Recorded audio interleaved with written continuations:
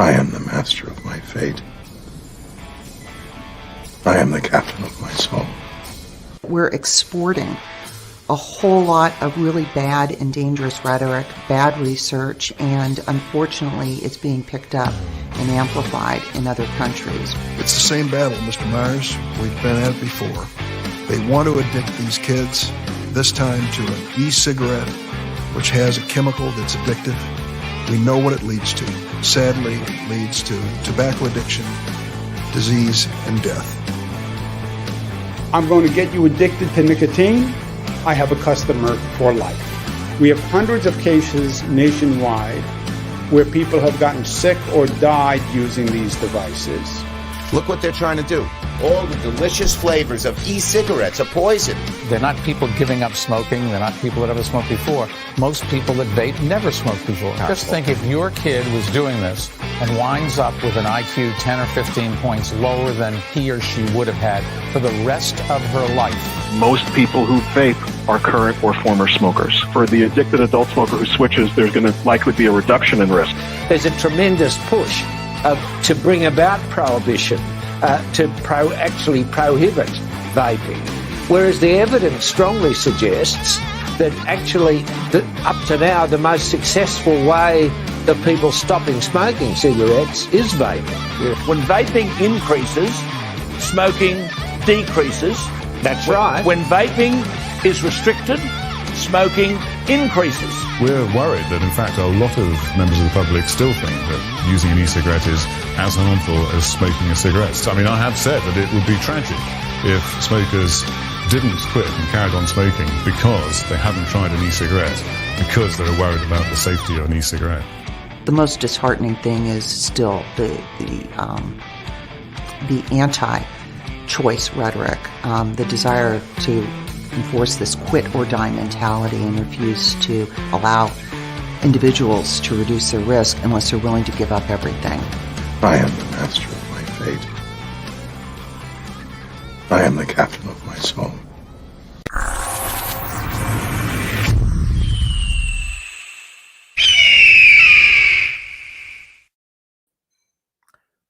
Well, hello. How are you? Well, I'm hoping you guys are doing okay.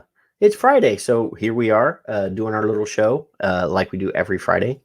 I had like some exciting stuff. I had a pharmacist from New Zealand who was going to come on, and she's a scientist that really understands vaping and understands nicotine, and it was going to be really good. And I had already announced the show, and it was already posted, and she said she had to postpone until next Friday. So, I panicked. I was trying to find somebody to come on the show, and I was like, I could just do a show with me and Kevin. We've done that before. It's not nearly as exciting as having a guest. So we have a guest. And it's really exciting. It's going to be awesome. But anyway, let me get Kevin in here first so that we can say hello to Kevin and get that all taken care of. Howdy, Kevin. Oh, stop it. Cut it out.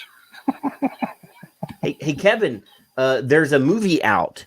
What? That I actually came home from work today. I was early, so I had time. And I watched it. I actually watched two movies, and I was really excited. The first movie was very instructional and educational and informative, and right up our alley. It was the You Don't Know Nicotine, which is something that we've been really excited about for a while because, you've already seen it. You were there. Yeah. There's the Munchkin. You keep bringing on better looking guests. I keep bringing Logan on. Well, none of them are better looking than Logan. But so yeah, it was really exciting. I watched the movie, and there was a lot of stuff on there.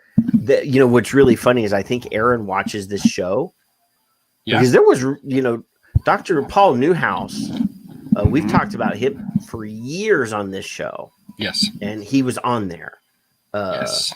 we talked about the Bloomberg link to the Village and to that new pharmacy electronic cigarette device. Mm-hmm. We talked about that in depth. The World Health Organization and corruption, and how they're using the let's go to other countries and offer them money to write legislation that will ban vaping. Mm-hmm. Bloomberg, what is it called? Bloomberg Philanthropies. We talked about that several times on the show. So I'm really happy that the information that we bring to our audience made its way into the film. I'm not saying that Aaron cribbed from our show, but it is nice that information might hopefully get out to a broader audience. Logan. Yep. Logan wants to turn on my light. Okay. Well, you broader won't be so audience. dark. You won't be so dark then. Oh, ta-da! Yay! No. He's got his Christmas jammies on already, man. Ninja Turtles. Oh, it's Ninja Turtles. I thought that was the Grinch for a minute there. You of all people should know those. Okay. But the second movie I watched was awesome as well. What was that? It's called Crawl. Crawl. Crawl. Oh, you're a germ bucket. Oh, now you got the COVID now. He's a germ bucket. Crawl. Yeah. So I watched Crawl. It was an amazing, cheesy 80s sci-fi movie. Which is right up our guest alley. K-R-U-L-L? K-R-U-L-L. I think I remember not seeing that. But the guest, I mean, everybody kind of knows who the guest is because it's on the video and everything at the beginning. But, the prime reason I wanted to have the guest on is because he is the inspiration for the #1 best-selling e-liquid in the Unsalted line that is the rage right now. It's the rage. So we're gonna bring him on right now. Let's welcome the inspiration for the #1 best-selling e-liquid in the Unsalted line, Phil Busardo. Mr. Busardo, which I shouldn't call him. He's not.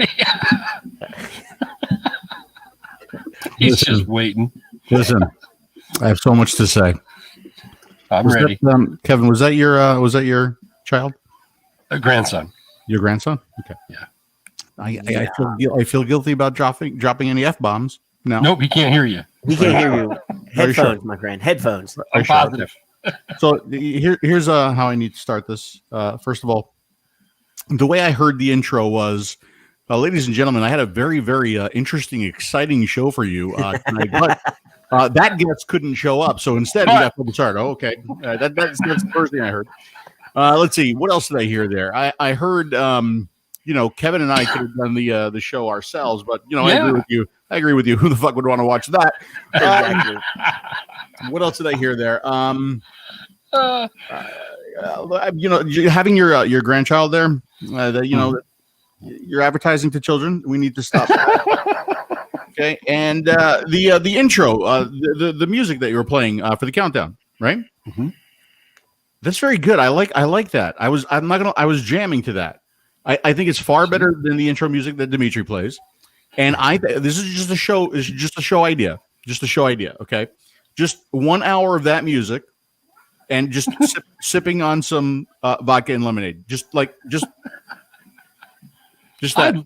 I adore constructive criticism. Is there watermelon? Is there peach in your watermelon vodka? Please. I haven't even gotten to that yet because I do have this is no lie. As you guys were talking and you're doing the setup, I'm like, oh, I got to fill my tank. My tank's almost done. I'm like, why would I do that off camera? Why?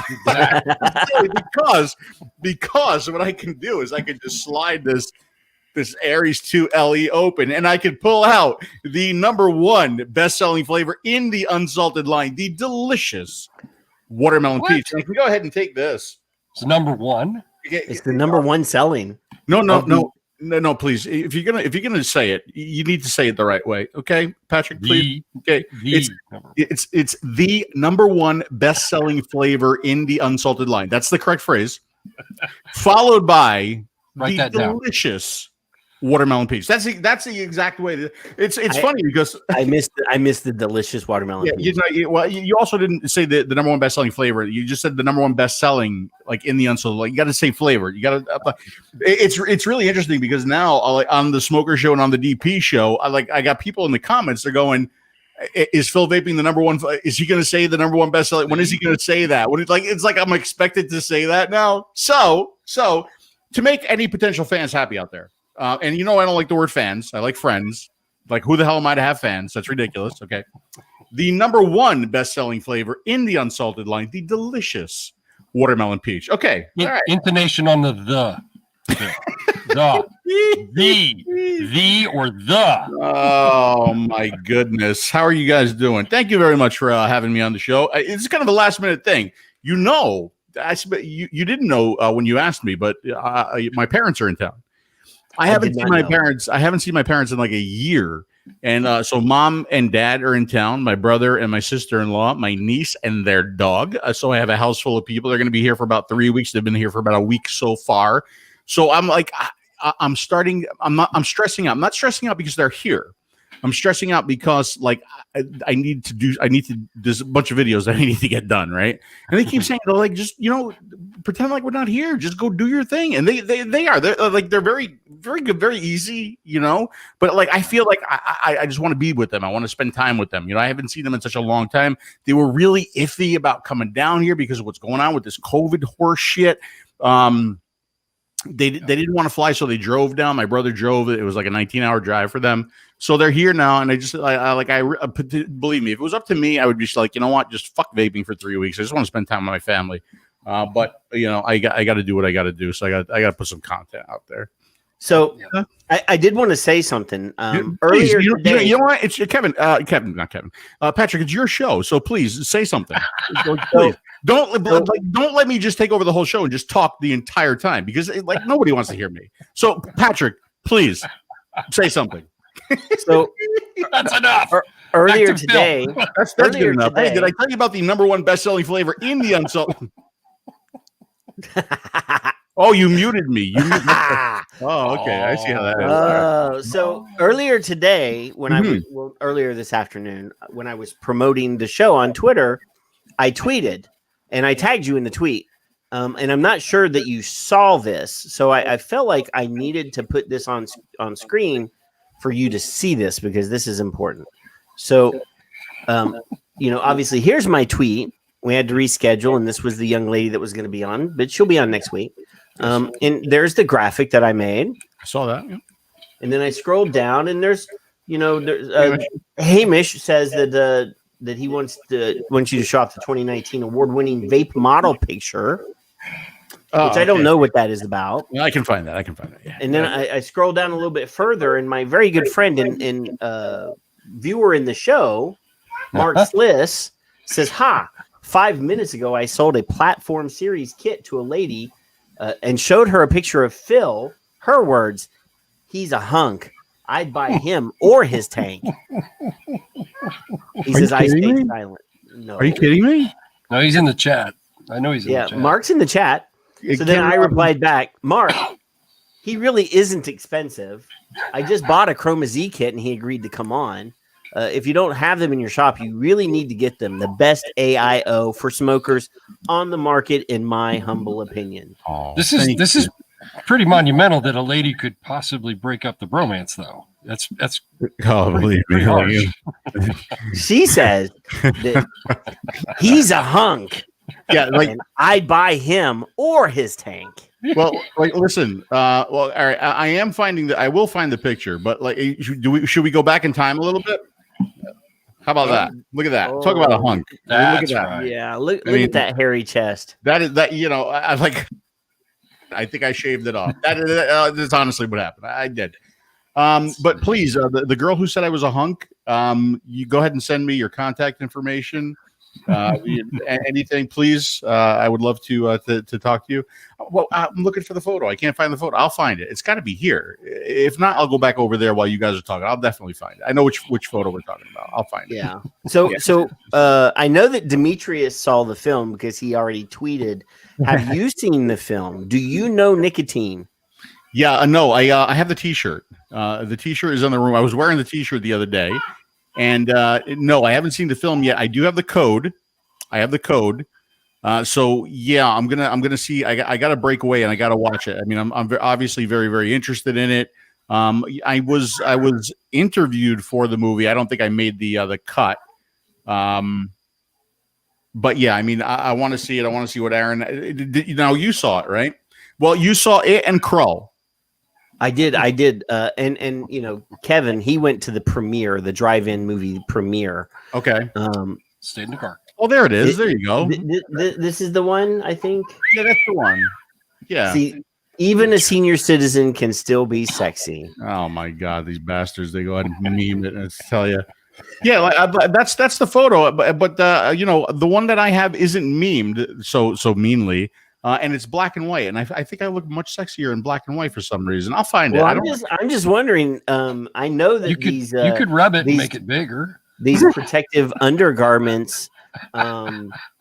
Look at they do absorb a lot of water. I mean, I'm surprised. And you know what? There's still water in that pool. Yeah, haha. I'm actually down probably about 30 pounds from that photo right there. Nice. Yeah, about there. Florida does well for you. Well, you know what it is? I can work out every single day. I can go out. What I've been doing is about a 3-mile walk in the morning and then about a 10-mile bike ride in the afternoon. And I've been doing that kind of religiously. And it's been good because it's just the weather is always nice. Not to mention that in the middle, if you're doing that in the middle of the summertime, you're coming back and you are drenched. It's just the heat. There's a tremendous amount and it's not even the heat. It's the humidity. The humidity is brutal. See, like that's much better than the Depends one. I mean, look at that. Like, I'm not for nothing, but like I would do me than that. Like, it's really attractive. The movie. So I have the code. I need to. You said you saw Krull. I did see an important. Well, it's not really a movie, but I did see an important television show tonight, which would be the latest version of, or not the latest version, the latest Mandalorian, which is just so damn good, so damn good. I mean, it's really, really good. And there was a lot of Baby Yoda in it too.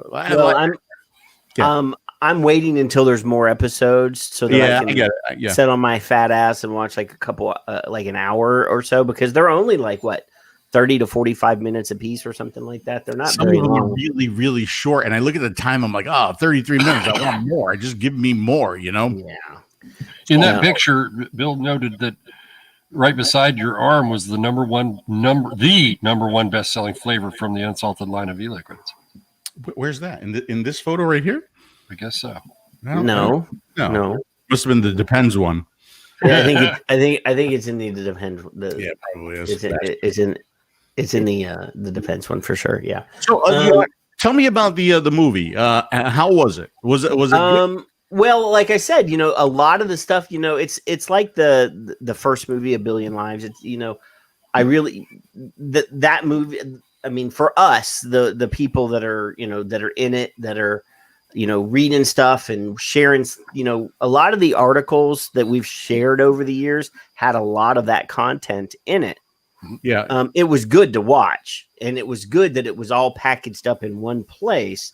Because he did go from just plain nicotine to different things that nicotine does. Obviously Cully and Nick are in it. They talked, about vaping.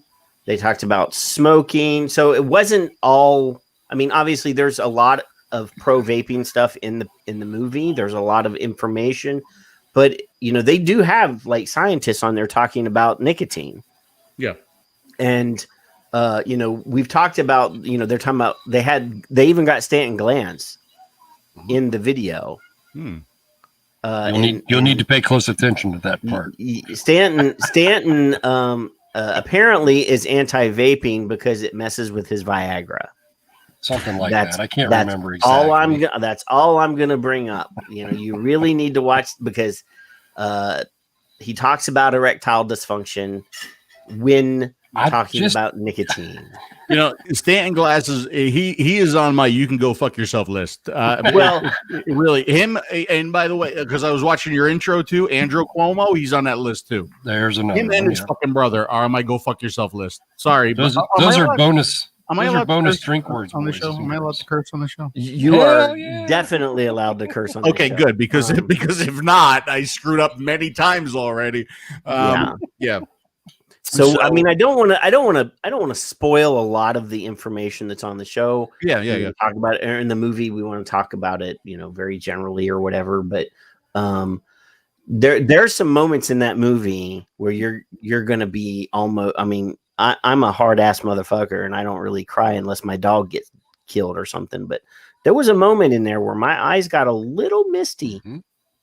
Oh well, I'm actually I might come across as a hard ass, but I'm actually a really kind of a soft, warm, gentle. Yeah, we all know that about you. Yeah, so if you got a little not for nothing, Kevin, but you're laughing like I'm joking right now, but I really am.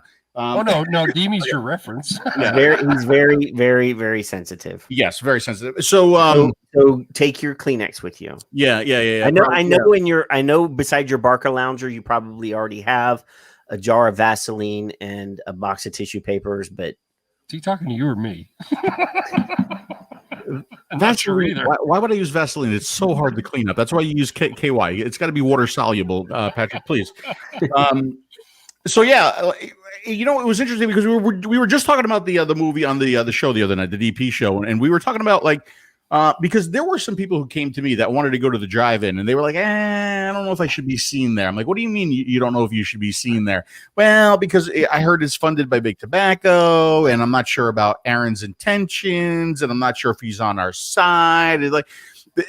He was really kind of torn about whether or not he should go to the premiere, and I said, you know what, just tell her whatever. If anybody thinks something bad about you because you went to just seriously, they could be on the go fuck yourself list too. So he went, and I think it's interesting because people are they're like Aaron's on our side or Aaron's not on our side or Aaron on side. I don't think people understand that Aaron doesn't. I don't think he really cares all that much. No, as a documentarian, you don't want to be on anybody's side. It's a documentary. Exactly. I think let's go to A Billion Lives, right? If he had done the research and he found out that vaping was not a good thing, I think we would think very differently about Aaron, because I think that, it would have come out. It would have been a very, very different movie. I think this movie right here, you don't know nicotine. I think if he found some bad things about nicotine and he put that movie out, we would be saying some bad things about Aaron right now. Well, there is a moment in the film where they discuss that it's not perfect. And That's there's, correct. there's. Did anybody ever claim vaping was perfect? No, well, I'm not talking about vaping. I'm talking about nicotine. Nicotine, okay. Mm-hmm.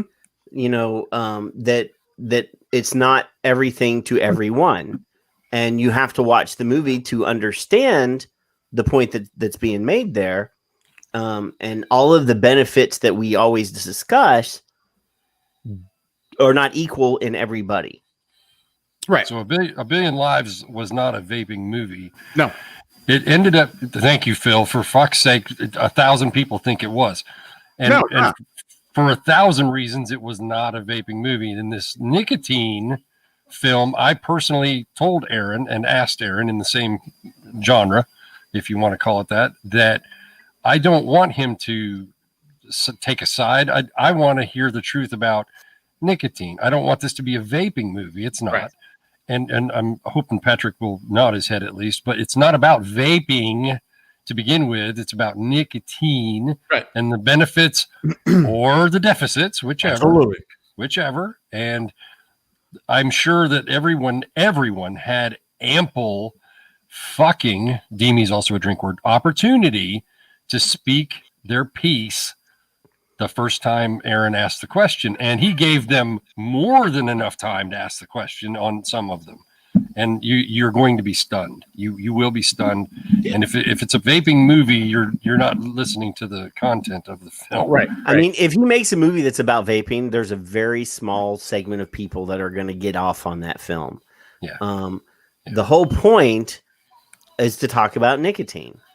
You know, and to understand how your body, you know, benefits or doesn't benefit from it. Well, you know, I think like with anything. By the way, fuck is fuck a drink term? Is that do we play drinking games? Fuck is a drink term, and so is Demetrius, and so is Chuckleheads. If you can figure out a way to use Chuckleheads in apparently tonight. Okay, Knuckleheads. Demi is a drinking word. Yeah. Interesting. It's a secret. You know, the goal is to get the guest as drunk as possible. Yeah, but see, not good because number one, my folks are here, and I have to go. I have to get up early and go do stuff with them tomorrow. But also on the last DP show, we had a little bit of a drinking show because we had David from France on, and David and I are like drinking buddies from like one of the first times I did an appearance in France. He decided to. Just for some reason, it was after another movie premiere. I'm not going to remember the name of that movie, but we were at a bar after the movie, and he looked at me and he goes, "I'm going to drink you under the table." I'm like, I barely know this guy. I'm like, he doesn't know I drink. He knows nothing about me. That's just what he said, and I'm like, game on, you know. So he went and he bought a bottle of Jack Daniels, and after the bottle of Jack Daniels was gone, and I'm like, you know what, David, come on, let's go up to the bar and do some more shots. He's like, and then the next day, he never showed up at the event, but I was there. Mm-hmm, that's right. Many people might not remember your birthday. Yeah, that was a lot of fun from what I'm told. From what I'm told. That was like a marathon show too. You know, Dimitri, he deleted that show, and I'm probably it's for the best. I was there. I remember the entire thing, and it was enjoyable. That's all I'm gonna say. As long as everybody had fun and no farm animals were hurt, you know, I think we're okay. Yeah. Speaking of which, you remember I said that I was interviewed for that movie. And I remember now where it was that because Dimitri was interviewed for that movie too. And we were in Germany. We were at the Hall of Vape event, and Aaron was there, and he was filming for the movie, and he pulled Dimitri aside and interviewed Dimitri for the movie, pulled me aside, and I thought I said something really kind of cool in that interview. And now I know that that Nick and Matt made the movie and we didn't. So I don't know if you know this, but Aaron is on the Go Fuck Yourself list now too. No. Don't jump the gun because when the film goes on IBEX as a non-premium film and it's going to be part of the membership, they are going to be adding content like behind the scenes and additional stuff. So don't jump the gun. He's not on the Go Fuck Yourself list. Don't jump the gun. They've got hours and hours and hours of footage that will probably be made into behind the scenes and additional interviews. Okay. Chill out. So before we go any further, of course I kid. I want to reach out to everybody in the chat. So Rob is in the YouTube chat room. Tom and Paul, and Victor, and I'm just going to scroll. Bill. Where can I see the chat? Is this on your Facebook? No, well, obviously, if you click on the side where it says live comments on the right hand side of the browser window, there should be a thing that says live comments. All right, hold on, you're going too fast for me here, Kevin. Patrick, I'm sorry, Patrick. This is where Dimitri says, "Oh God, you're so like horrible." Oh no, I pushed the wrong button. He already likes to be better than you.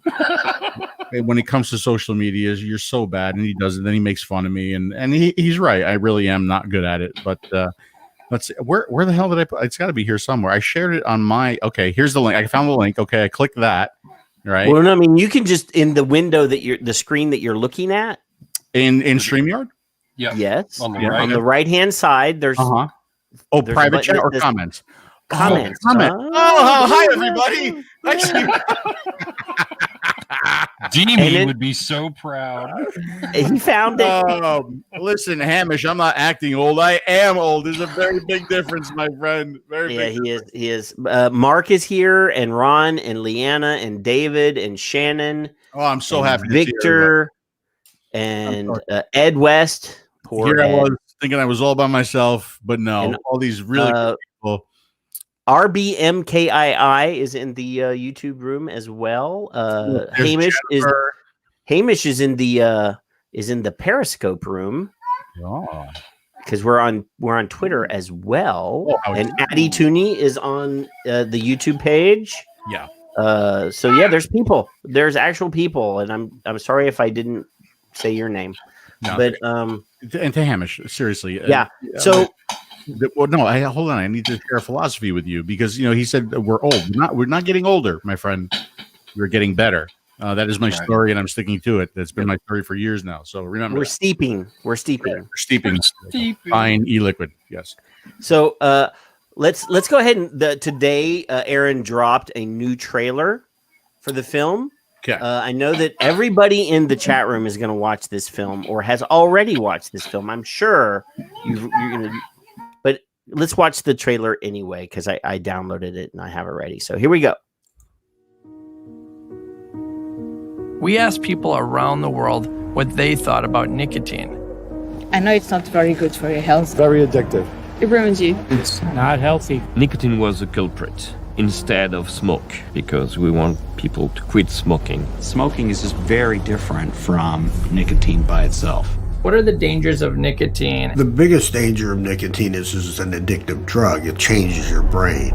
We're finally getting a more clear picture with neuroimaging studies. We get some insight into what nicotine is doing. What we found shocked us. The truth became unbelievable.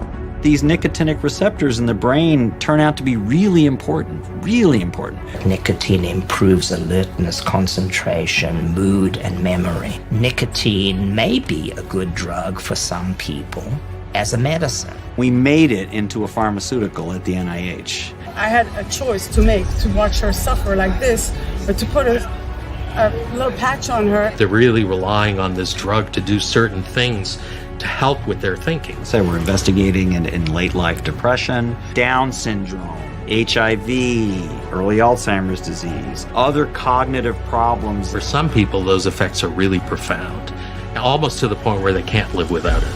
I will probably use nicotine for life. Nicotine. Yeah. I just continue to be totally befuddled. The science actually in the last 2 or 3 years has become incredibly strong. I think in the end, science has to win, right? This is more emotional than mathematical and scientific. Now I know how they're doing things behind the scenes, and it's pretty dirty. So like a history crime story. Now we know what we know, and we have the facts, we have the data, but we have liars. Any benefits to nicotine? No. Well, I'm sorry, it's the data. You can believe it if not or not, but I'm just showing you what the data is actually. We need to tell the truth to people. It's very hard to change one's mind when for 30 or 40 years you've believed one set of facts. It's hard to admit that something is changing so radically.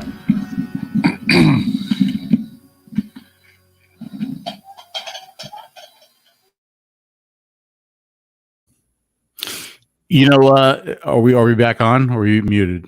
No, Kevin unmuted himself in the middle of the trailer, so I muted him. Oh, okay. Well, since watching that trailer, we've learned in that trailer that nicotine could potentially benefit memory and mood. So while that trailer was playing, I've gone up to a 80 milligram freebase. That's what I'll be vaping up for the rest of the night tonight. No, I'm befuddled. The befuddled quote just in the trailer, but I mean in context, when he's talking about it, it's I and Bill mentioned it earlier, right before the credits at the end of the movie, they throw up a couple slides to update people on what's happened since they've made the final cut. And subsequent to the final cut, Stanton Glantz announced that he was leaving the University of San Francisco, California, and was no longer going to be a teacher and was going into, independent research or whatever the hell that he's doing. Yeah, I think that now, especially with having like I think 4 different studies retracted in 2020, and more being reviewed, it's probably a good idea for him to just fade away. Yeah, I agree with that. He just glances. He's just such a piece of shit. He's just such a piece of garbage. He's blinded by his own thoughts and feelings, and God knows, what he's getting to line his pockets as well. Phil, I think you should really start speaking your mind a little more. I don't think you should hold in. Like I have been lately. I have been a little bit more about people that I really just don't agree with. Maybe that's a good thing. Maybe that's a bad thing. But like, if you get me on the right day and mention the right name, he's a quack. He's a quack. He's a quack. And you're right. He does. He needs to learn how to man groom his eyebrows a little bit, just a little bit. Yeah. Thanks, Jonathan. I'm befuddled. He's befuddled. All right. He's befuddled. He had, that's right, Logan. He had ample opportunity, and so did everybody else. Period.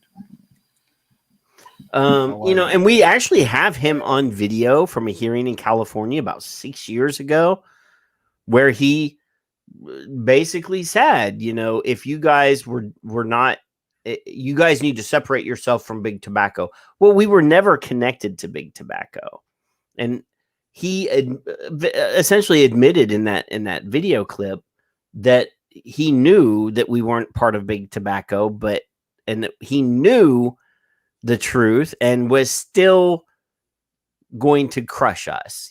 That's essentially what that's not word per word, but it's ridiculous. I mean, he should never have been given a position of authority.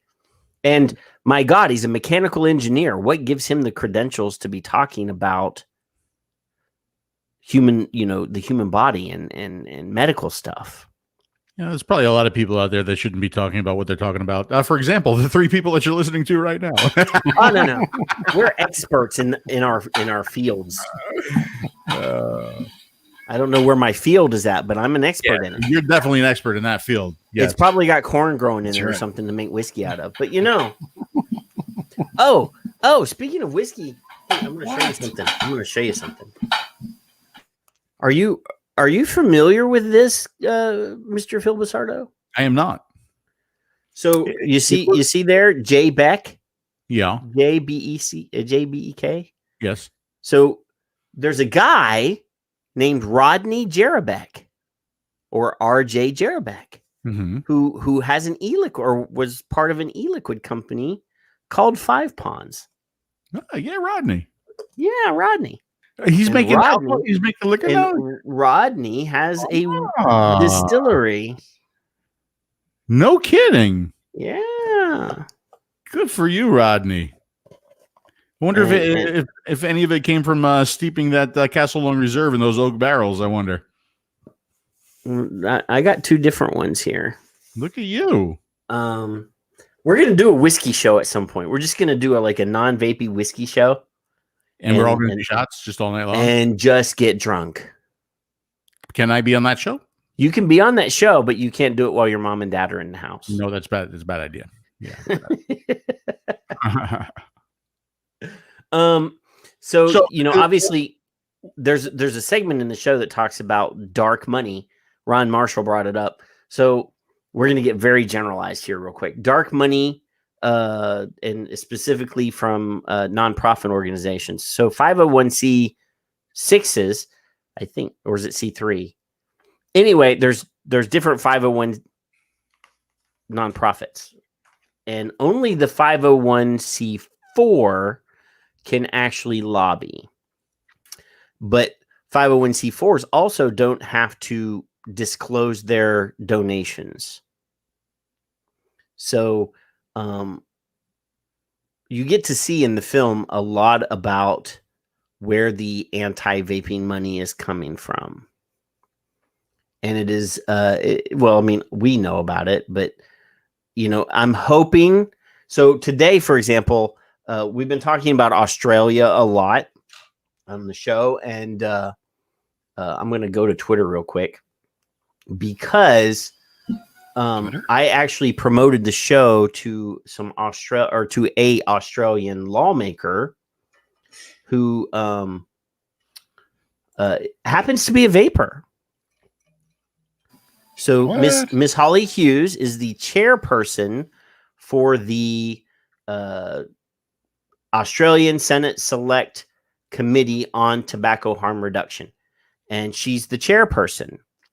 And so I tweeted her today. This is the actual trailer that we just did, and I'm saying the show, it's out now. Miss Holly A. Hughes is she's a senator in New South Wales, and this is her here, and this is her here. But she's actually an ex-smoker now. I believe it's 90 days that she is smoke-free because of vaping.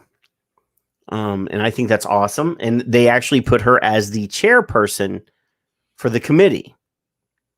So, I think, excuse me, everybody should be tweeting, messaging, contacting their policymakers, their legislators, their mayors, their governors, whatever.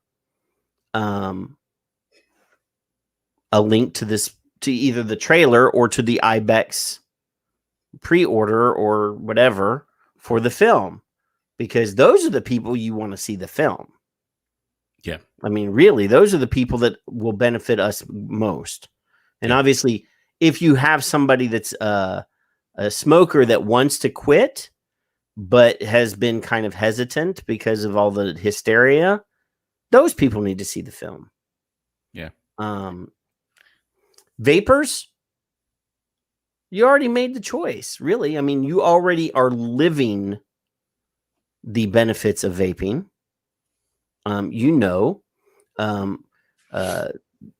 Apparently some point between, the time that vaping got hysterical in Australia, this Holly Hughes reached out to Dr. Colin Mendelsohn, who is a pro-vaping advocate in Australia, and he's also a GP, and was able to write her a prescription. In the hearings, she actually describes going to him for the consultation, talking to him. He has in his office different vape gear, walked her through the process and helped her select what was best for her.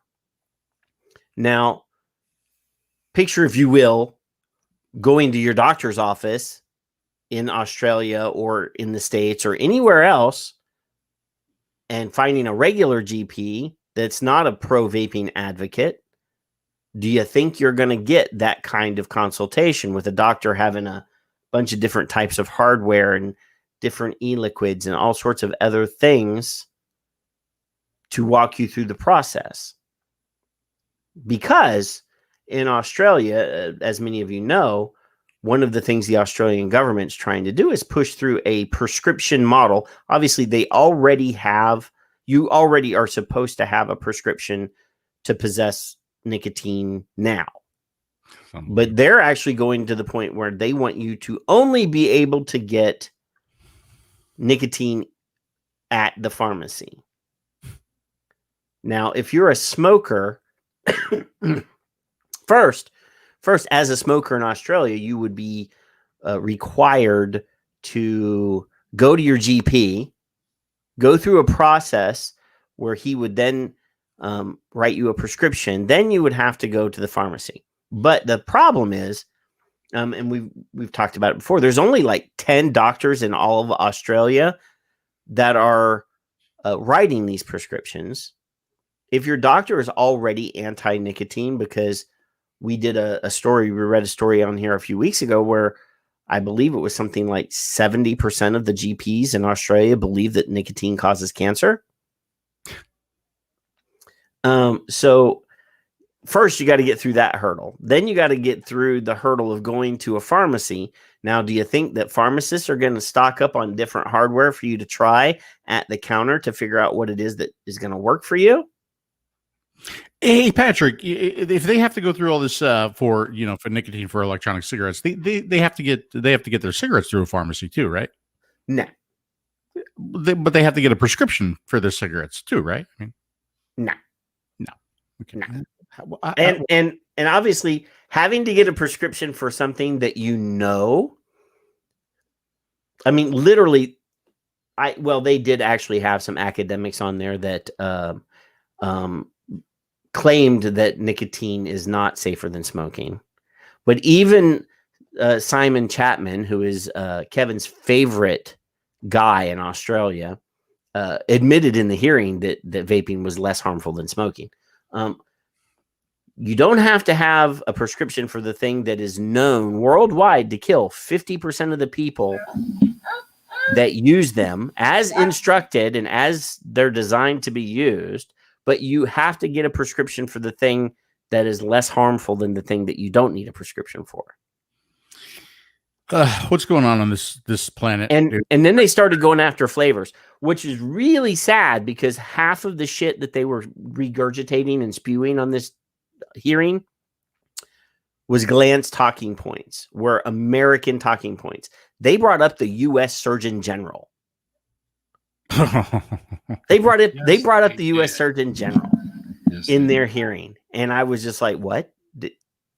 Did you just bring up the U.S. Surgeon General, the guy that argued that masks don't work and that people should stop wearing masks? That guy? You're gonna bring?" I tweeted at him. I was like, "Did you just bring up that guy?" It's embarrassing that our BS is being exported to other countries.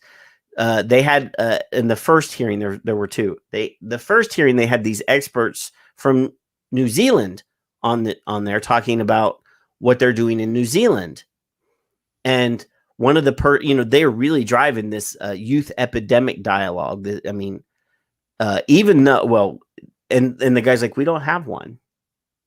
We've had vaping for about a year and a half, 2 years, whatever.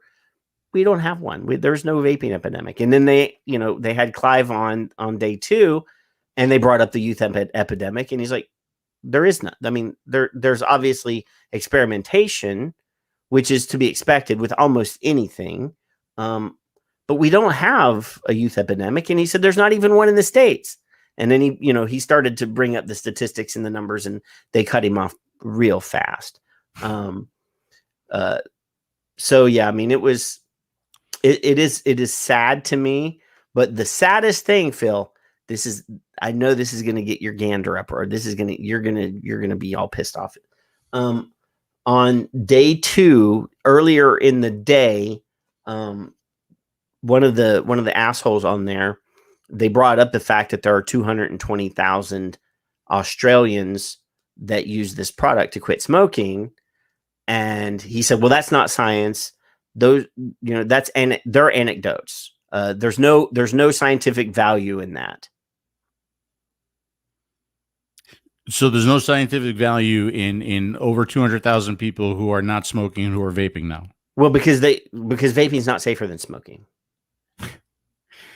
Yeah. So there's no value in their quit stories and their successes because there's no value in it. Those are anecdotes. Let me ask you a question, Phil. If vaping didn't work or it made you feel bad, would you say so? Would I say absolutely? Yeah.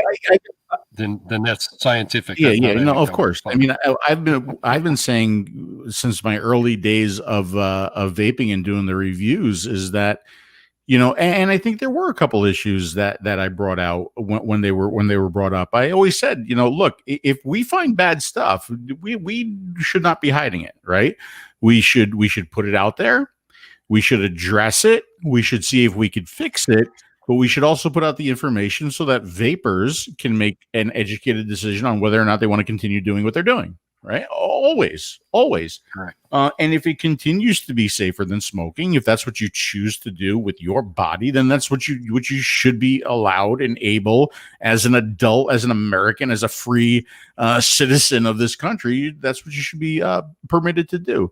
But you're not. You're not allowed to have freedoms and rights anymore. But it's like constantly, it's always the same thing. Your freedoms and your liberties and your rights are taken away from you due to the wrongful actions of others. And it just simply should not be that. It should not be that. The people who are doing the wrong need to be punished. The people who the reasons why they are doing the wrong needs to be stopped.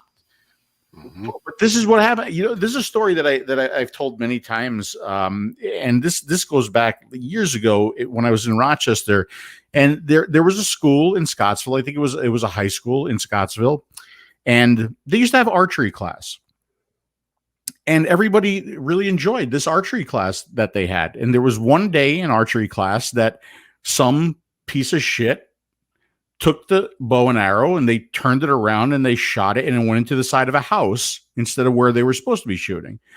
So what did they do? They reprimanded the kid, right? They expelled the kid. They gave the kid detention. No, they canceled archery class.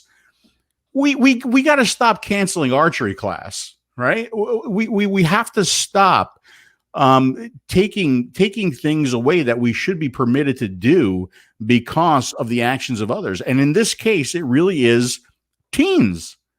It's teens and it's kids. And I don't believe that there's an epidemic either. As a matter of fact, I think we as an industry, the antis have done more for advertising to kids than we can ever do. I mean, literally every time you see one of those ads where it rots your brain, kids are going, "Oh, I need to try that. That's cool looking. That's cool. I need to try that." But instead, if you put on TV like some 70-year-old woman or an 80-year-old woman with a walker, or Demetrius, and like using an e-cig because she's not vaping, she's not smoking anymore, right? And maybe leaving bits of her lip skin on the mouthpiece, making it look as like adult and gross as possible. I bet you that would have worked. I bet you that would work to keep the kids off and get more adults involved, right? Well, the tobacco-free kids are no. It's the Real Cost. The Real Cost did a video campaign a while back, and I think that I saw some of them on your show or on one of Demetrius's streams or whatever. But there's an actual commercial where they show a girl vaping in the bathroom, and her friend is like rushing her, like we need to go, and as she's turning to go, she drops her vape in the toilet, and then reaches in the toilet and like wipes it off, and then sticks it in her mouth and vapes it. Yeah, that'll happen. Yeah, that'll happen. Yeah, that's realistic. But I used to do that with cigarettes. Did she? I have a lot of questions about that. Did she flush first? Did she go number one, number two? Just got a lot of questions about that. There was no turds floating in there, so I imagine she was just in there vaping. I don't think she was actually. It's fine. Don't worry about that.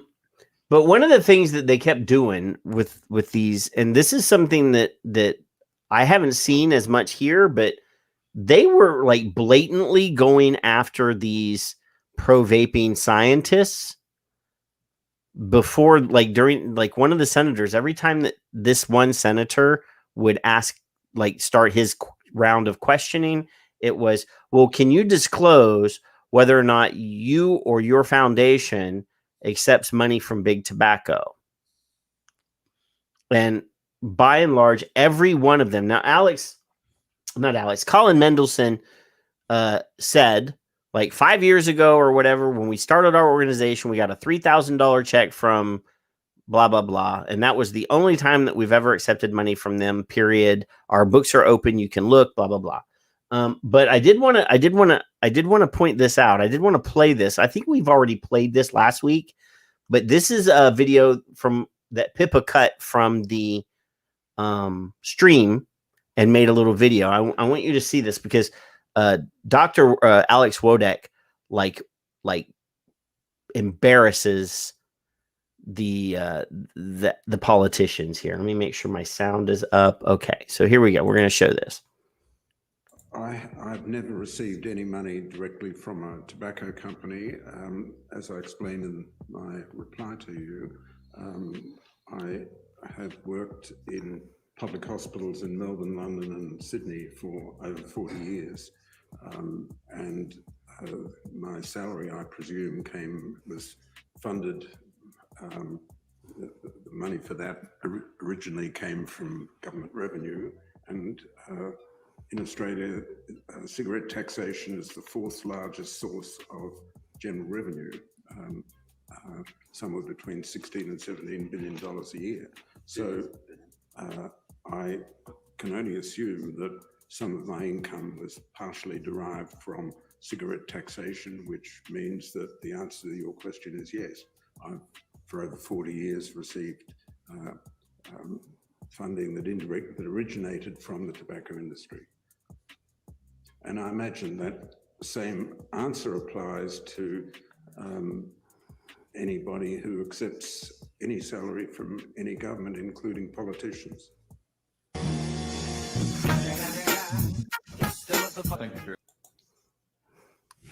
So yeah, like he literally like embarrassed that guy, because like he was like, look, you know, I used to work for the public hospital, and the public hospital gets money from the government, so I'm assuming that my pay came from tobacco tax, because you know, tobacco tax is the fourth largest revenue earner for the Australian government.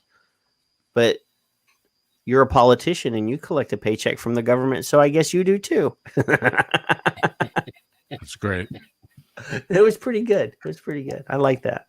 I need to just need to jump in here and correct Hamish. It is not PP clouds, Hamish. It is PP tears. We're going to use terminology. We need to get it right here. Yes, yes. You know, the same way with hold on, let me grab it here. Same way with the number one best-selling flavor in the Unsalted line. The number one. Oh no, the I fucked it up. You fucked it up. You're a horrible pitch. You're a horrible pitch man. In the Unsalted line, the delicious watermelon peach. There we go. There we go. I got it. Don't worry. I'm okay. You got to practice that a little more. Yeah, I got to practice a little bit. It's okay. Well, the cup is almost empty. So this is my excuse right here. Okay. Always blame the cup. Yep. Always blame the cup. But yeah, so Australia, yeah. Bill's always like being critical of my technical expertise. He says that the audio on that video was difficult to hear. It was a little low, yeah. But I didn't create the video, and I have no way of controlling the volume, period. So Bill is telling me about it. Bill is the behind-the-scenes technical director / critic. Yes. StreamYard doesn't have. I don't have the ability to amp volume or change the volume on shit. Period. So the takeaway is he ripped his ass. I can't do it. So quit being Nelly complaining. But yeah. So what's been going on with you, Phil? Geez, you know, that was a horrible segue, but you know, it's okay. It's okay. Well, I mean, obviously, you know that my folks are here, right? You know, still doing some reviews. But, you know, I don't know. I've always said that I'm not really an advocate for you know, in the sense that you're an advocate, in the sense that Dimitri's an advocate, in the sense that our advocates are advocates for this industry. You know, I mean, I don't have the knowledge that you guys. I don't follow the news as much as you guys do. I've always wanted to just like kind of do the reviews and kind of help people with vaping, and that's what I do. I do the reviews. I put them up. I get tons of emails all day, and I try to help people out. You know, whether it be the Facebook page or the YouTube comments or just emails, and that's where I've always just wanted to be. And it seems like the more that like I try to get involved, or I try to, I just get so frustrated. I get so frustrated with the nonsense and the ridiculousness of what's going on. You know, to me, it just doesn't make any sense. For example, and this is something that I've been, you know, I always talk about, like T21. Why do we need flavor bans on top of T21? Like, what is the rationality there? Because T21 doesn't work. Well, that's exactly right. I mean, you're admitting that you cannot create a law that you can enforce. That's what you're telling me, right? So, or enforce the existing. It's like, you know what? They can't do that. Murder is illegal, but we're gonna ban it too. I think they should. Right? So, you should. One of the things that I forgot to show you, but I'm going to show it to you real quick. So the AMA is the Australian Medical Association, right? Right. It's not so the there's American this Music Awards. So there's a dude named Dr. Omar Khorshid, who is the president of the AMA. Oh boy! So I'm going to show you I'm going to show you a tweet. Why are you upsetting our guest? I'm going to show you a tweet. Here we go. This fucking idiot. Oh. Your reaction, Phil? We got to read it though. There is no success in turning a smoker into an e-cigarette user. The success is in turning a smoker into a non-smoker. And this is the Senate Select Committee for Tobacco Harm Reduction? Well, this is the president of the Australian Medical Association. He was one of the guests on the Select Committee. Okay. So if this smoker doesn't smoke anymore and becomes a vapor and their COPD goes away, or their lungs open up, or they maybe don't get cancer and die horrible, there's no success in that, right? None. Now, this guy also said during the hearing, when it was brought up, one of the senators said, well, we've had the testimonies of a lot of people that vape in Australia that said that if we were to make it more difficult for vapors or for them to buy vaping product in Australia, that they would go back to smoking.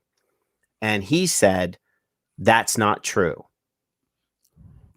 Well, it is true. I mean, we hear that every day from the shops and from our own communities, where you have vape shops that are no longer permitted to sell vapors, the flavors and the items that they want to use, that they feel comfortable using. So if they are in a zone where they're not comfortable anymore, they're going to go back to an older zone where they were comfortable. And unfortunately, that's a cigarette. Well, but this guy said, even though you have thousands of people that are saying that if they can't vape, they're going to smoke, that's a lie. He just basically called everybody that supplied that testimony liar. That's not true. That's not true. If you take flavors away, and they only have tobacco flavor, they'll go back to smoking. Right. He's just a denier. I mean, just clueless denier, not in our shoes, doesn't understand. On the outside looking in. Let's talk about we mentioned cancer. Let's talk about cancer, right? Let's talk about cancer. We know that smoking is highly carcinogenic, right? Right? We know that. I mean, that's scientifically proven, right? And there might be some issues with nicotine, and there might be some issues with vaping, substantially less issues, but not a whole lot of carcinogenic things going on with vaping, right? Was that right? Well, no. 70% of the doctors in Australia would say that nicotine causes cancer. So if your vape has nicotine in it, well, I mean, I'm not talking necessarily about Australia right now. I'm talking about here in the States. Well, their lungs are different. Yeah, well, we know that, right? We know that. Well, we know that our lungs are very different than the lungs over in the UK. But like that too. Why is not the American Cancer Society, right? What is their goal? What do they do? What's the purpose of the American Cancer Society? Is it to collect donations and to collect big paychecks? Right, that's what I'm wondering. I mean, if you actually pull up the Guide Star on them, the vast majority of their money goes to paying their staff. Right. So that's what I'm saying. Like, what is the goal of that? Is it the goal to get rid of cancer, or is it the goal to benefit and monetize cancer? Right. Because if that society's goal is to get rid of cancer, because I would think that that's what they would want to do, right? Why is vaping not being hailed as one of the greatest inventions ever when it comes to this? If you cannot get off of your carcinogenic cigarettes with the standard cessation methods, right? And vaping is something that works for you, and vaping is far less carcinogenic than smoking. Why haven't we heard public praise from the American Cancer Society about vaping? To me, that doesn't make any sense at all. Yeah. Bill points out in the chat that the American Cancer Society gets a lot of money or donations from Campaign for Tobacco-Free Kids, which is not 100% true, because American Cancer Society is a regular old 501c that has to report their money donations, but the American Cancer Society Cancer Action Network is not. The Cancer Action Network is a 501c4, and that's where the dark money comes from. But I don't want to give any of that away because you got to watch the fucking movie. Check your message, Patrick. Hey, can I say hello to Nick Orlando? Hello, Nick Orlando. Yes. Say hello to Nick Orlando. Hey, buddy. How are you? Look at this. Look at this. Look at this. So this is not the number one best-selling flavor in the Unsalted line, the delicious watermelon peach, but it is Chopsicle. Chopsicle. It's very good. So Phil just said, why don't they scream it to the masses for the American Cancer Society? And I'm assuming Patrick will bring up that photo. There are I'm trying to open it. There's a lot of shit going on here. 3 statements, Phil, that it took me, and I like to find things. I really like to find things. It took me probably 3 months to check every single thing I could find. Heart, cancer, lung, all the body parts, people, tobacco-free kids. I found it. I found something in everything, with the exception of the Lung Cancer Society, or Lung Cancer, whatever, Lung Association. On your screen are the 3 comments that I found supporting vaping, sort of. Kind of, maybe, possibly. Let's see. Could, might. Yeah. So even though, for the listeners, even though e-cigarettes do not contain any tobacco, the Food and Drug Administration classifies them as tobacco products. Research has found e-cigarette use is likely to be significantly less harmful than smoking regular cigarettes, with a link. The second one I found is a different link, completely buried. Based on current available evidence, using current generation e-cigarettes is less harmful than smoking cigarettes, but the effects of long-term use are not known. And I'll just read the part of the Richard Winder quote: "If a smoker who wants to quit chooses to try e-cigarettes to see if they will help, we support that effort." So it's not that you're wrong; it's that even you can't find that. Yeah. Thank you, sir. Yeah. When I do a share screen, people are whining that there's a little bit of echo. Yeah. It's because Phil's not wearing headphones. But that's it really? Is it? I apologize. I'll get headphones if you want. I'll put on her headphones. But no, thank you for that, Kevin.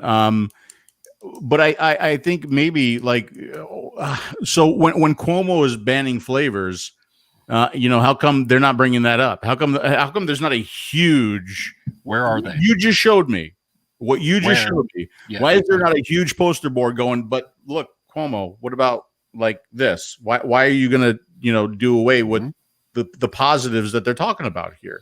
So what? So what? Fuck him. Fuck him. But no, thanks for that. I think that's terrific, but I don't think it should be buried in quiet and hush hush. It's extremely buried. It should be advertised and talked about and used as information and used as an argument against the people that are trying to shut us down for no good reason. So You know? Phil, if cancer, Yeah. if there was a cure for cancer, You want to talk about that? if there was a cure for cancer tomorrow, It would devastate the economy. it would destroy American Cancer Society's mission. They would no longer have a purpose. So, but it would they make money on treating a disease.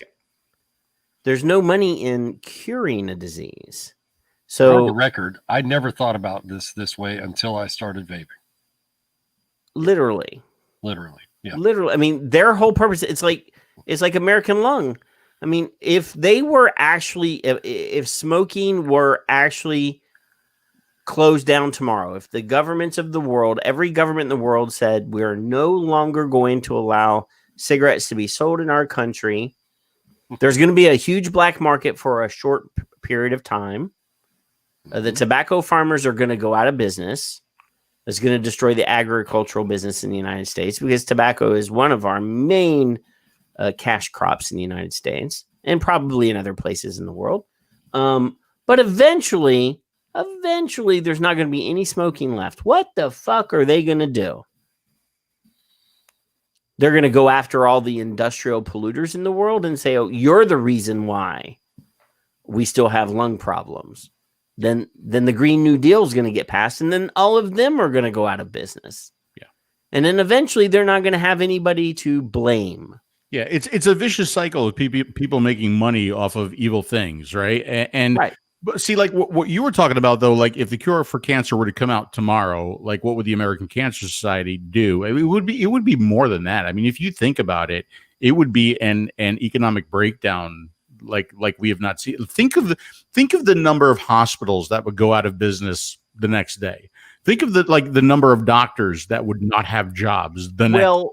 Oncology treatment centers or cancer hospitals could easily convert over to geriatric medicine or orthopedic medicine. I mean, here where I live, I live in a city that there's only 500,000 people here. We have 5 major hospitals here. We have more hospital beds and more ICU beds and more hospital placement opportunities than the entire state of Hawaii. Like when the COVID thing happened and they started telling how many permanent hospital beds they had in Hawaii and how many ICU beds they had in Hawaii, it was kind of sad. But you got to think about Hawaii. Their permanent resident number is not very high. The vast amount of people in Hawaii are tourists. So they don't have to have massive amounts of ICU and hospital beds. But yeah, they can be retooled pretty quickly. I mean, I work in that world, so yeah. I mean, I mean, during this COVID thing, they converted units like that. Like we had COVID units in every building. But how many geriatric hospitals do you need? Here? Well, I mean, where you live, a lot. One for you, one for Demetrius. But I mean, I get it. But there's a whole infrastructure that is dedicated to the treatment of cancer that would go away. Oh yeah, no, that's a multi-billion-dollar industry. Exactly. And meds alone, and just meds, pharmaceutical, and all ancillary. There's no money in the cure, right? They don't want to cure things. They want to prescribe that pill that you have to take every day, right? That's treatment. Key. That's where the money's at. It's in treatment. And I always thought that was the difference in the philosophy of vaping here in the States versus vaping overseas. Where in the States, or let's talk about overseas first, being sick costs the government money overseas, right? But here, but vaping is, I mean, not every single payer, not every nation that has single payer healthcare is pro vaping. Right. Not every, but there are some. I mean, the UK really is the gold standard. I mean, Norway, Sweden, those are single payer systems. They're not pro vaping. They're barely pro snooze. Well, Yeah. Sweden's pro snooze, but Norway just started allowing snooze. So, not every country that has single payer, and I would say more single payer healthcare systems are anti-vaping than pro vaping. Well, so let's talk about that in a second. To Nick, yeah, I know I have to watch the documentary. I have the code. It's just my parents are in town, so I haven't been able to get to it. I'm going to get to it as soon as I can. So why is that? Why the support in the UK and nowhere else? Why do you think?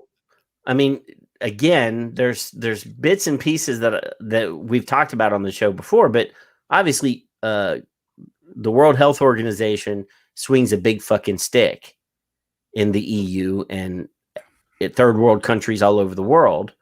And they also provide monetary support. Obviously TPD is a big deal over there for the EU and for the countries that are signatories to the TPD. The companies that are part of the Framework Convention on Tobacco Control all follow guidelines that were set out by the World Health Organization. Then you got assholes like Ed West put in the chat room, Bill Gates and the Gates Foundation and Bloomberg.org, Bloomberg Philanthropies, that write big fucking checks. And part of that big fucking check is usually some sort of language in the agreement that you're going to be anti-vaping. Yeah. So, I mean, we've talked about it here, but I don't know if you know this or not. So there's a group of billionaires that put together a funding group. They're called The Village. It's a Facebook guy. It's one of the guys from Google. It's Gates. It's Bloomberg. There's about 20 different billionaires that are part of this, and they all put in to the kitty. And one of the things that the money from that kitty is funding is this pharmaceutical vaporizer. And we showed, we showed this on the show, so I'm not stealing this from the movie because I don't want to. It's in the movie, but it's a very small, tiny part of the movie. But they have skin in the game. They're writing fucking checks going into countries and saying, you have to ban vaping. But we're going to be selling this pharmaceutical consumer.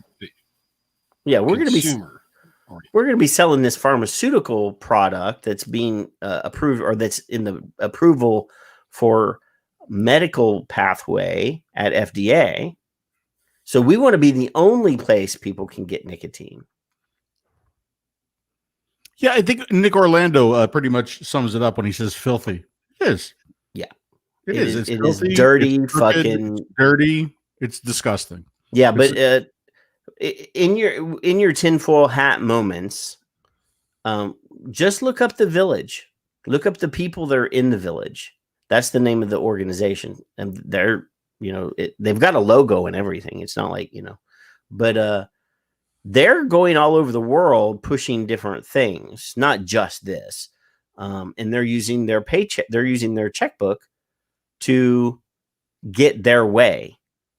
And it's usually in these third world countries, the Gates Foundation go in to a small country in Africa and say, hey, we have this vaccine that we're pushing right now. If you will get a certain number of your population to agree to take this vaccine, we'll spend a couple $1 billion in your country building roads and water systems.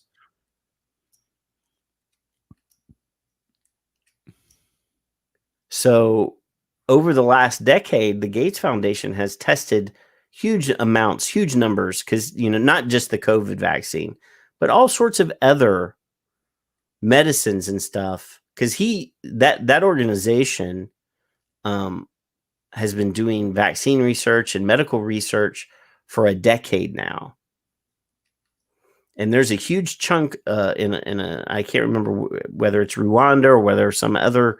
It's one of the smaller African countries where like 100,000 people turned up sterile after taking one of these vaccines. So yeah, we've got this new malaria vaccine. They give it to everybody, and then everybody gets malaria. Sometimes I wish the American public would see this and understand this and like look beyond just, they just look like a bunch of dirty smokers, and it just looks like smoking. It's nasty. It must be bad for you. I wish that they could see what I believe to be the truth and just kind of support us a little bit. Well, I mean, it's like Kevin said, though. Kevin said, I trusted these organizations until I became a vapor and saw what was happening. So, well, it's funny that Kevin says that, because I've been saying that about a lot of things. I've been saying that about our government. I've been saying that about conspiracy theories. I've been saying that about mainstream media. Like, vaping taught me to hate, despise, and not trust the mainstream media way before, like, I started looking at like the whole Trump, Democrat, Republican, blue, red, before all that, right? Even before that, like, every time the CDC says something, like, I remember the CDC, oh my God, those 3 letters, I had such faith and trust and fear in that organization. I'm like, that's the organization that's going to save us. Like, I can believe anything they say. They're the CD fucking C, right? And this industry has taught me that they're a bunch of fucking buffoons too.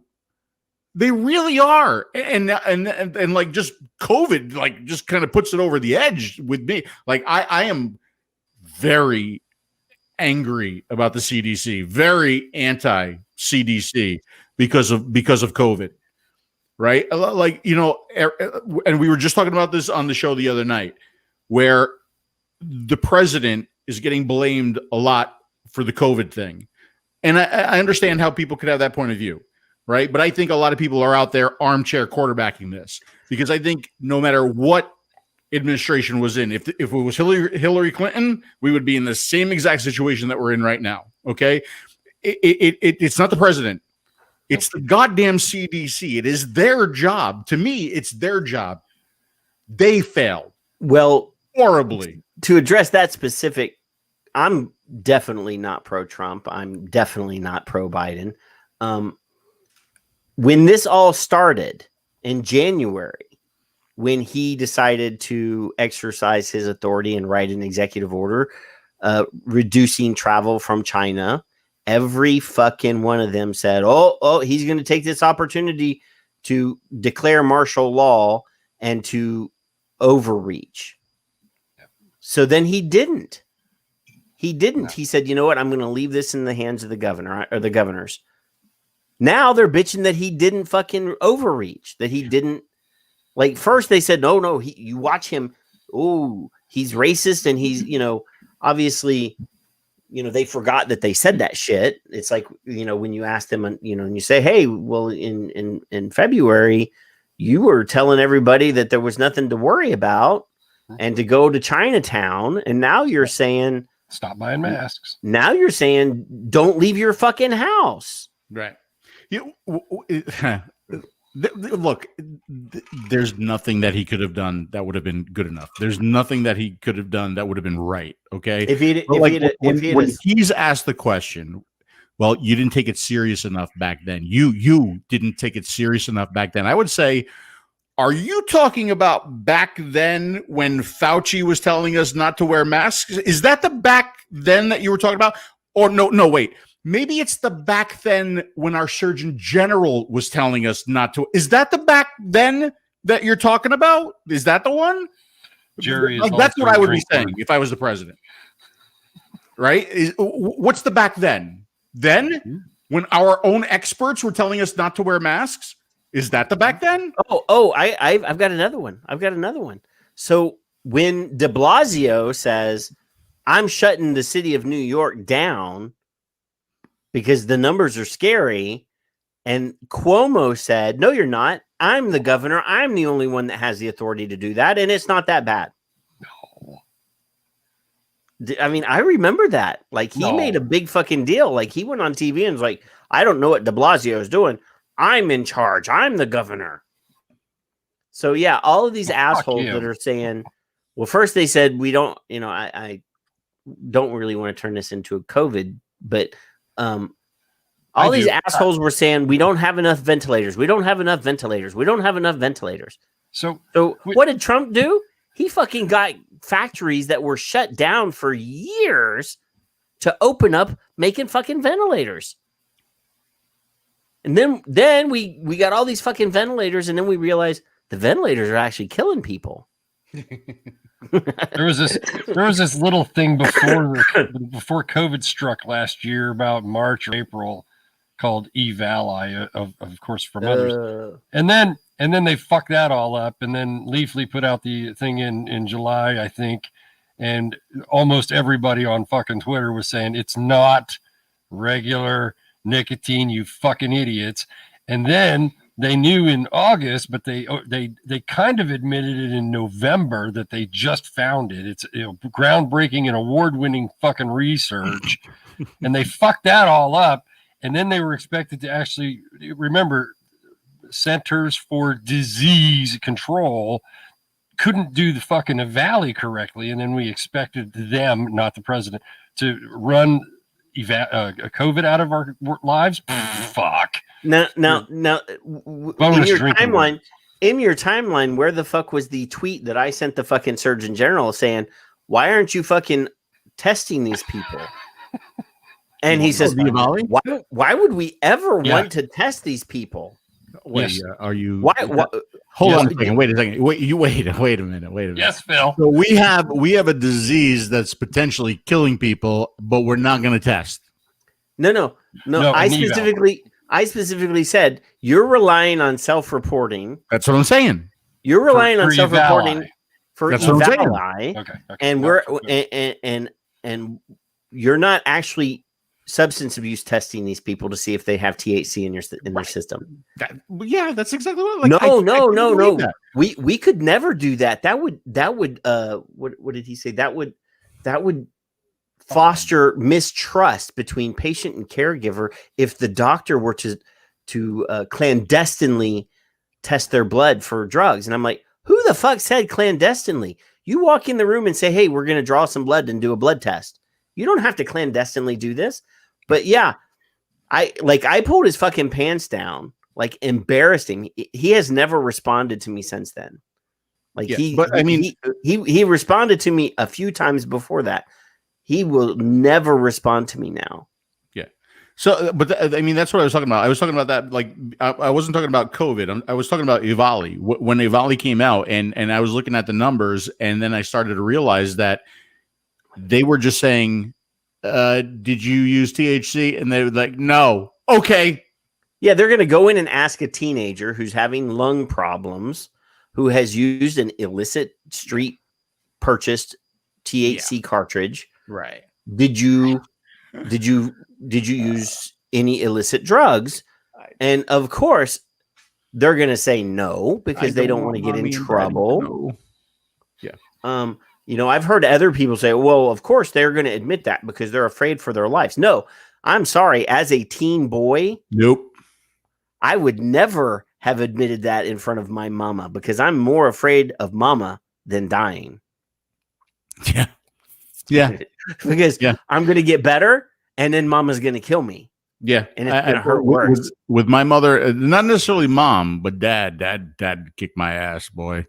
But that's, I also didn't come from the timeout society, right? Where, I got my ass beat. Yeah, right. Yeah, exactly. I learned my lesson through pain.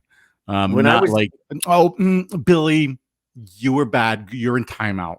Share with me what you were feeling. No, my mom actually sent me to school when I was in the 6th grade and we had just started wood shop with a tracing of her hand and made me go into wood shop and get on the bandsaw and cut out a cutout of her hand with a handle on it.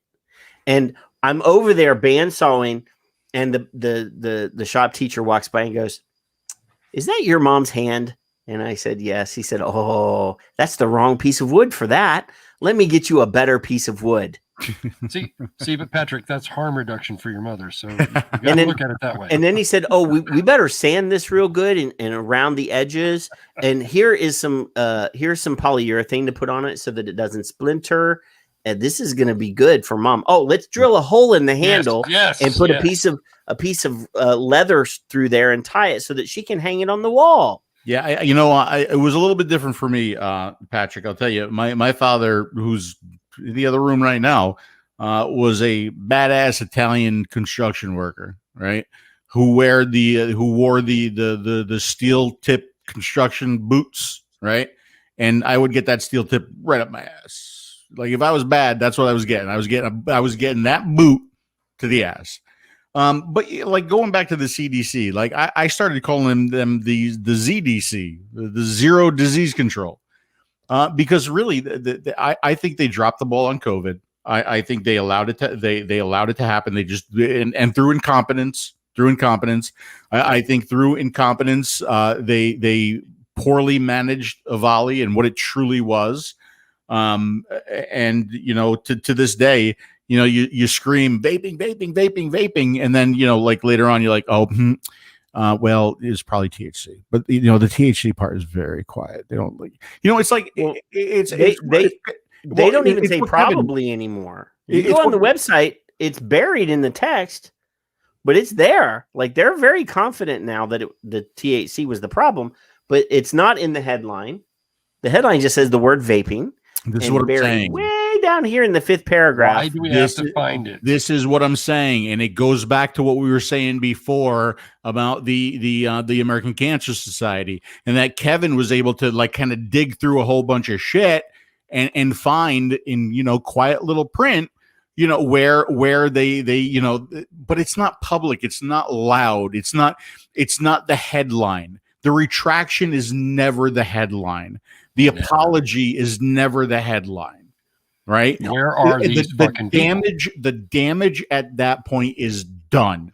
It was done to the industry, and unless they made it as loud as the original headlines, the damage is not going to be. It's not going to reverse. It's not going to go. It's not going to come back.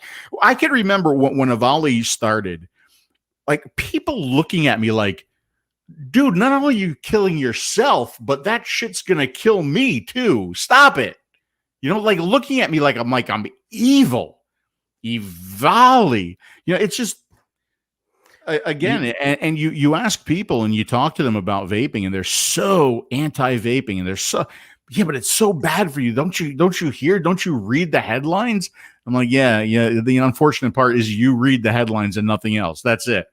I mean, you don't even look at the fucking stories. You just read the headlines. That's something else too. They're talking about Avali, and then they're talking about THC delivery and THC, and then they show this is the image they use. That's not a THC pen. That's a nicotine vaping device, right? It's like it's almost like you're telling a story about elephants, and there's a giraffe as the picture for the headline. None of it works. It's all incorrect. It's all for false advertising. It's all misinformation. It is mainstream media guiding you into their narrative and not allowing you to think for yourself. It happened then. It's happening now, and it's going to get worse and worse and worse. Some of the best news in the news right now is not even on TV. It's like in YouTube. You have to find the good stuff, right? Where you can like listen and you can think for yourself. It's horrible. So yeah, Kevin sent me the link to my tweet to the Surgeon General.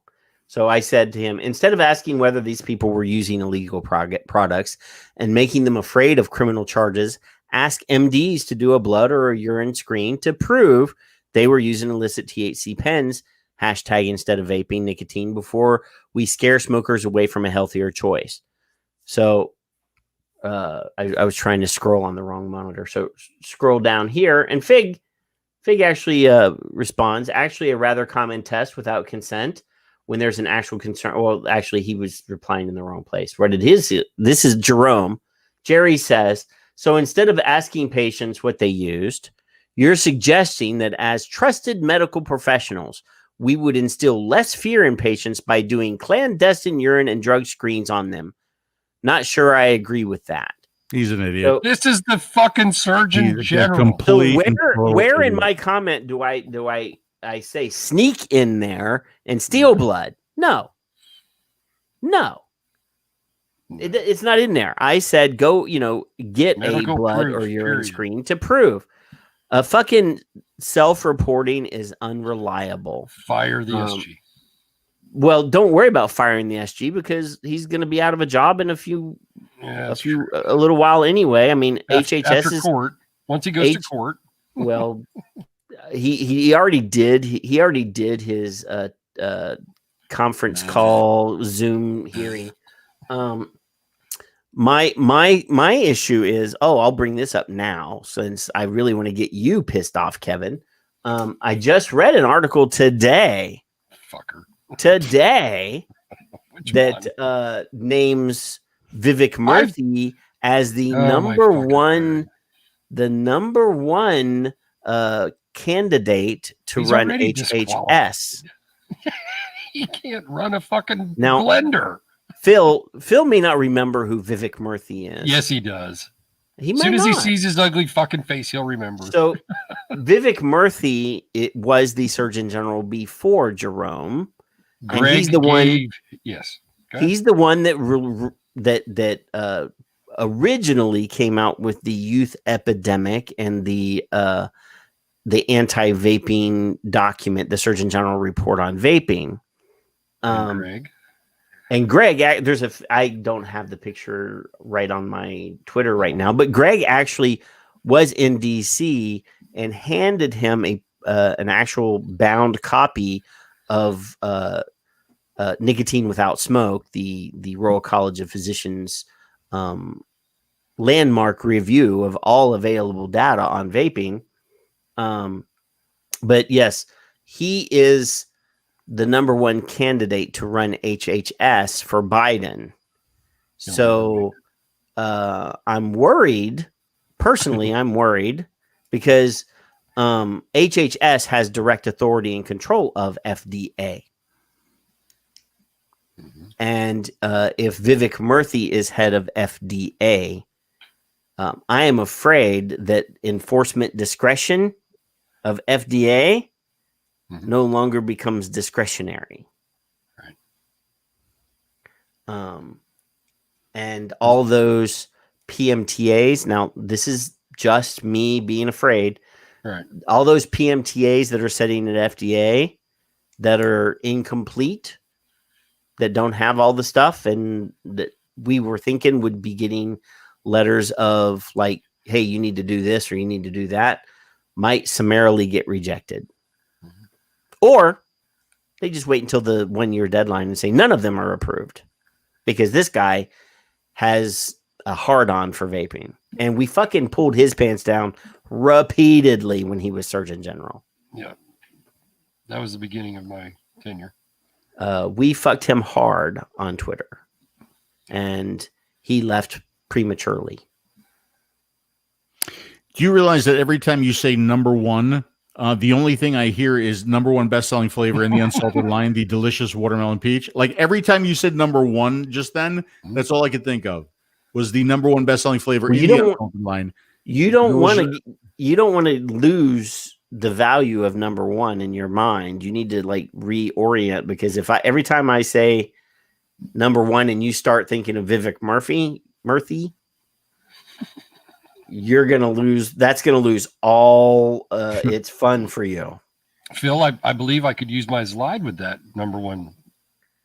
Yes. Oh, you use it. It works well in any of the platform products. Oh my God. You know what? Buy yourself some 0 milligram and put it on ice cream for God's sake. Just why would you use 0? Just use 12 milligram. Please, I don't want to entice children, please. Yeah. So, hey, Mark Sliss, if you don't have if you haven't checked your Twitter yet, I suggest that you get these for your shop. Mark, you don't have these? No, I don't know. I said if. I said if. Oh, look what I can do too. He's the one that met the woman that wanted your body. Yes. Yeah. Oh. You know what? As a matter of fact, I'm not. We don't do commercials here. We don't. You know. As a matter of fact, he said. Yeah, but I'm doing a commercial. Mark, No. I don't normally do commercials. Okay. Is what I was going to say. Mark, does Mark have a line of shops or just one shop? I don't know. Mark is one of our friends because he successfully sued the government of Michigan. Okay. And fucking smacked Gretchen Whitmer in the face. Michigan is another. And he's a scientist. Because I feel like if Mark, has like a line of these stores and he brings this in, one. Okay. Well, if you bring in 10,000 pieces, I would be happy to drive up there and say hello to everybody, including that one person that really wants my body. That person especially. But hey, look what I could do. Look, I could take this part off, right? Put this piece on here. Have you seen that yet? I did see an Instagram of that or YouTube. So then it's got a 510. Works really good. Compatible. Without actually being sponsored by Anakin, because we're looking for sponsors for next year, but we don't have one yet. I really love this device, and I posted in the platform group. Grabbing a bottle of liquid. See how awesome my liquid looks? Really cool. Look at that. Is it the color of the liquid? Yeah, the color of the liquid is green. Really? Grabbing a bottle of liquid and a device and running out the door is way better than grabbing a box of batteries. And I mean, even though I love the Aries 2 and this device, and then a bottle of liquid, and then trying to, it's just so much more convenient. And I vaped a day and a half on a single charge on this. And that's fine. Yeah, the battery's nice. The battery's nice on this. Absolutely. So you designed that? Phil, do you have one of these at home? One of what? One of these. What am I holding up right now? No. Do you have one in the box? Yes. You should send one to Kevin. Kevin, what color you want? What? What color do you want? Any. Pink, black, I don't care. Okay. Kevin, let me ask you this. This is right up, Kevin. This is how Kevin normally vapes. Kevin, does Patrick have a 510 adapter? No. All right, I'm going to send you a 510 adapter too. This way you could hold it up on screen. You could go, look what I have, and you don't have one. I can do that. Yeah, absolutely. Yeah. And on your slide that we're not going to advertise, you guys really thought of smokers for this. No, we think about smokers whenever we're doing this. My goodness. So yeah, the slide is unbelievably good. I appreciate that. With the new one that we have coming out too, we're really thinking about smokers, and we're trying to constantly think about smokers. So the one thing that I want though is I want more of these, because the smoker show is pretty important. That mouthpiece, I love these Ultim mouthpieces for the original Zeniths. And Anakin should put these on the Anakin store so that people can just buy them. Let me take a note. Do you see this one, Phil Busardo? Mm-hmm. This is the shiny blue one. That's shiny. You did get one. That's not available in the United States, and it looks really good on my shiny blue. Absolutely does. I like my matchy game. I was able to make that happen for you, though, wasn't I? Yes, you were. Okay. You contacted China, and some Chinese guy texted me and told me to buy one on the Anakin store, and they would make sure that the one I bought, even though it wasn't listed as a shiny blue on the store, that I would receive the blue one in the mail. See that? What a nice guy I am. I used my vape fame to buy something and to get a different thing than what I bought. No, but Kevin, send me some of your shipping information. I'll get you one. Okay. Absolutely. Yeah, because Kevin is still like using an Aries Nautilus tank, or not Aries Nautilus, an Aspire Nautilus tank on an Ego. Oh, please. And this would be, I mean, literally, this is the style of vape for him. I'm not the cloud guy. I'm on 18. I'm not a cloud guy. I've never been a cloud guy. I don't want to do coils. I don't want to mess with that shit. To me, it's just me, bing, bing, boom, switch coil, and I'm done. That's it. Yeah, I think you'd like this. I love the fact. Now, this is one of the things that really irks me about Aspire. They have probably the best coil on the market before the Zenith coil came out. But yet they're coming out with all this new shit with new coils. Everything should, I mean, they literally only need to make one coil and everything should work with one coil. I love the fact that the platform drop-in coil stuff uses the same coil. Yeah, and we're actually trying to change and adjust that a little bit. We've got, I mean, I can't say specifically what it is, but we do have a new coil that's going to come out with a new tank. I think it's the best coil that I've ever used. And that's saying a lot. So I am super excited about that new tank. I'm super excited about that new coil. But the thing is, when we do that, there's like a bunch of Z coils that I want to eliminate. I don't want there's too many of them out there right now, right? So there's you get rid of the 0.5. Yeah, okay. There's a few that we need to pare down and we need to phase them out because it doesn't make any sense if, like, you know, well, we're saying that we're going to be Z coil and Z coil is going to be compatible, and we don't want you as a shop to have to carry a whole bunch of coils. And in the meantime, we've got 20 different Z coils. That doesn't make any sense. So we definitely need to phase some out. And I know Nick, I see Nick is pushing his Tropicicle, but I was just wondering if Nick, if you brought the Chroma Z in, like there you go. Like, see, like I'll hold this up for a longer period of time if you tell me that you've brought this into your shop. So the 0.8 coil, I think, was the first one, right? The 1.6 and the 0.8 were the first two. Yeah, the 0.8 is still the one that I like the best. It's actually our number one selling coil. Kind of like the number one best selling flavor in the Unsalted line, the delicious watermelon peach. The 0.8 is our best selling coil. You're that's our drink word now. What's that? Yeah, that's our drinking words. Great idea on the coils, and you answered that. Yeah, you got to say it again. So like the point, and we're trying to do a couple of things, kind of to phase in improvements on the 0.8 as well. So I'm really excited in the direction that our coils are going, because the 1.2 had some really good flavor, but it did not last. It did not last, and we know that. We know that. So hopefully this new coil that we have coming out is going to answer that in a major way. Yeah. Yeah. The 0.5, I'm sorry. I bought like 10 boxes of them and I still have 9 boxes and 9 full boxes and 4 because maybe 3 out of the box, because don't forget, every time I tried to use them, literally I got burnt taste on the first vape. Yeah. And it never cleaned up. It never, it's just not right. Something's not right. Yeah. Well, don't forget, we have a 0.5 and a 0.48 out there. Why? Those are 2 different coils. Well, get rid of the 0.5 completely. Yeah. Yeah. That's in the plan. That's definitely what we're trying to push. I messaged Demi and he's like, well, what are you talking to me about it for? I'm like, bitch. I mean, we have a say. We definitely guide and direct, and we have a bigger say with any product that has the platform name on it. But sometimes it's just like moving a mountain. We have a say, but we're not the final word. That's for damn sure, right? Yeah. We are not Anakin. I wish that we were. I wish that we had a little bit more say and creative control, but we don't. But they definitely listen to us, and I think they go in the right direction.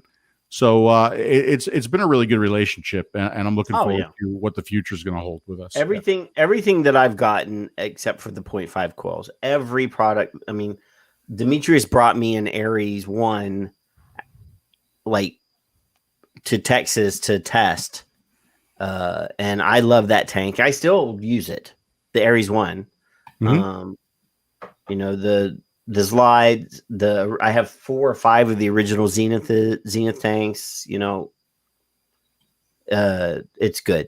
I haven't had a complaint, and I understand the design.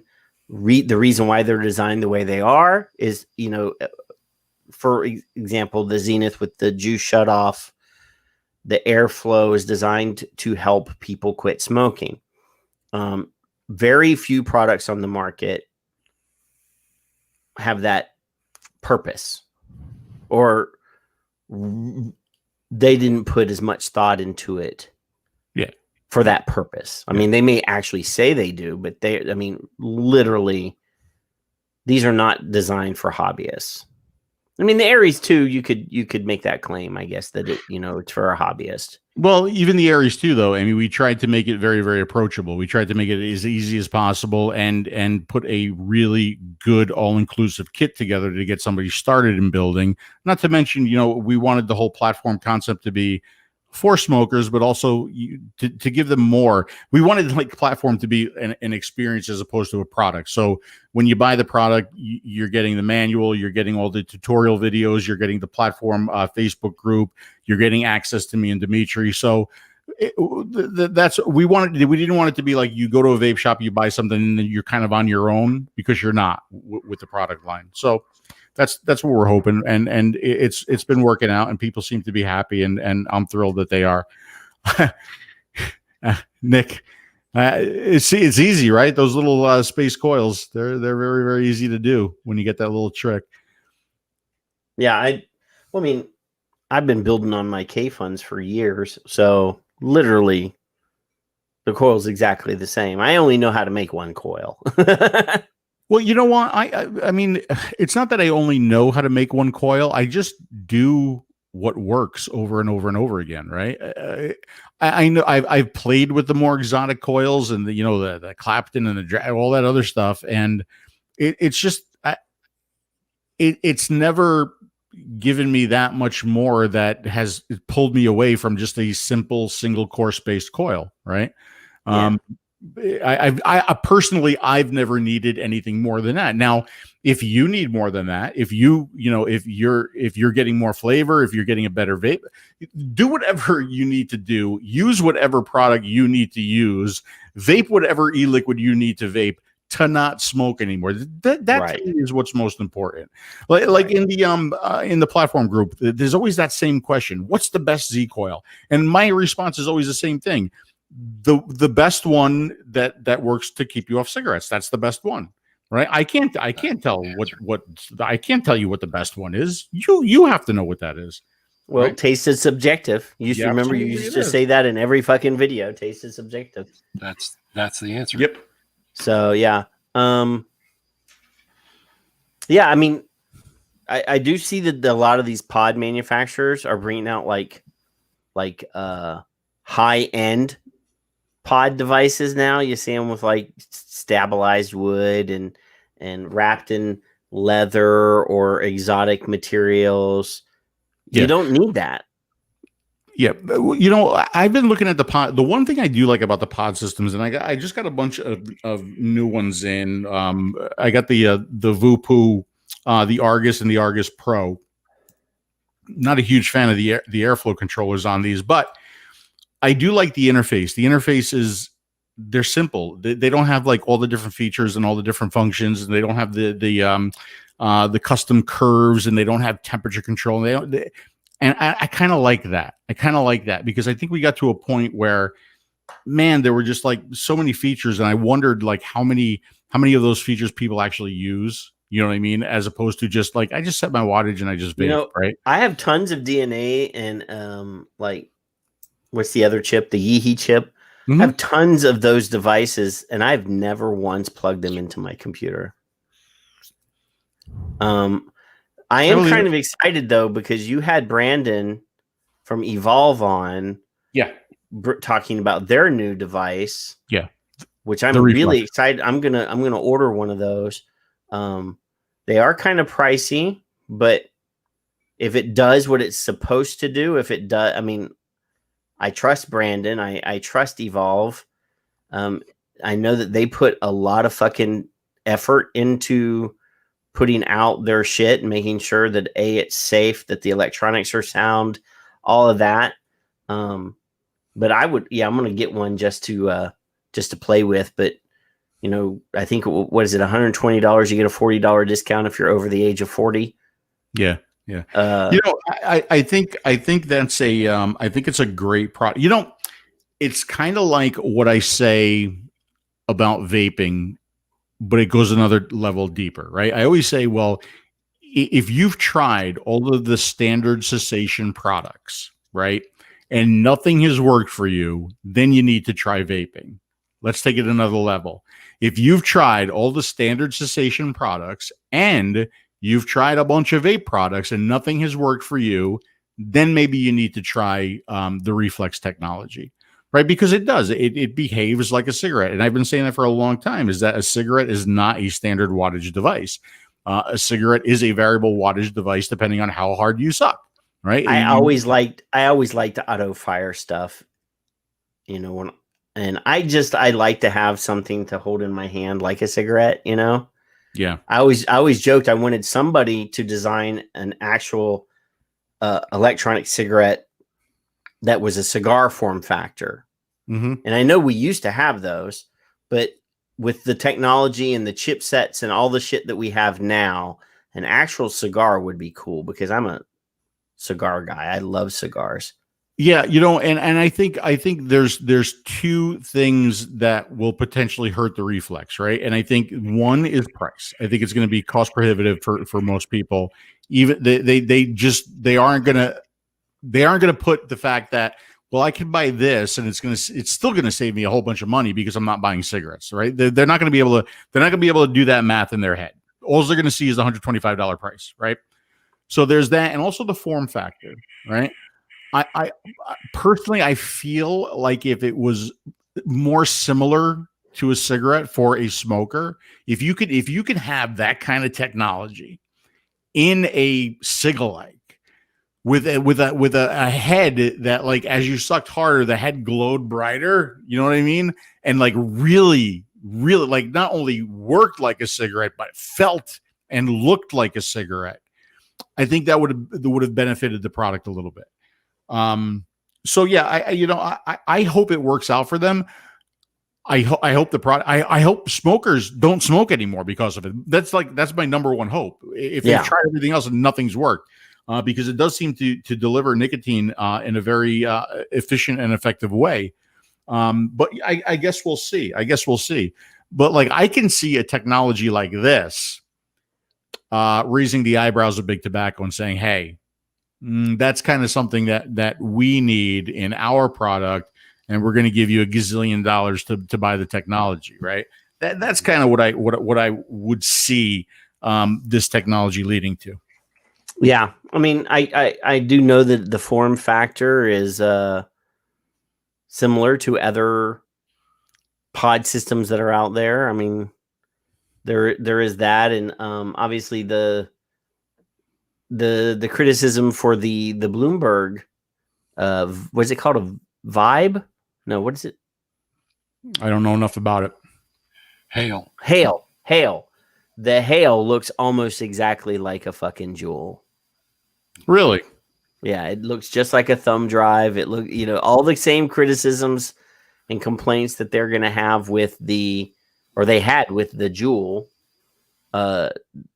Somehow the Hail is going to come out and not have any of that baggage. Amazing.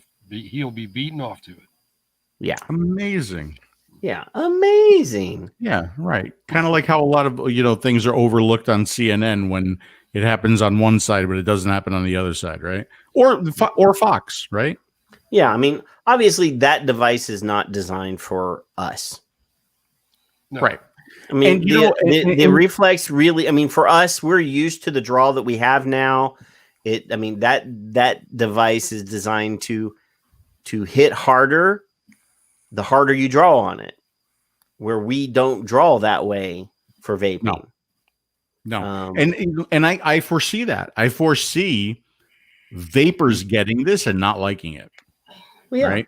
Absolutely. Yeah. I see that happening. Now, and Brandon really didn't make any arguments. Like he didn't apologize for that. He's like, I mean, this is not for them. No, absolutely not. It's like, I mean, obviously the price point is up there, at like $80 or whatever. But if you think about it, though, I mean, back in old timey days when we were using our Z Maxes and our $30 mods, we still saved up to buy a fucking Provari. I got 5 Provaris over here, so I know I fucking will drop a dime to buy something that I want. When Provari got big and everybody was bitching about the price of Provari, I'm sure I could find it somewhere on Taste Your Juice, but I did like an estimate based on like an average price of a pack of cigarettes, and you buy 1 pack of cigarette per day, and I figured it out per year. And basically what I calculated was the number of Provaris that you could buy if you quit smoking, like in a year. And it was like a ridiculous number of Provaris, right? Yeah. But, I always thought like the Provari was it was that device. I always said this, depending on how long you have been vaping, you had a love affair with a Provari. It was a device that depending on how long you have been in this industry and you have been a vapor, at some point you wanted a Provari if you've been in it for a long time, right? And not only did you want a Provari, but you wanted a Provari, and then when then they put out the blue LED that lights up. Now it lights up with a blue LED. Now I gotta have that too, because mine's got to be blue.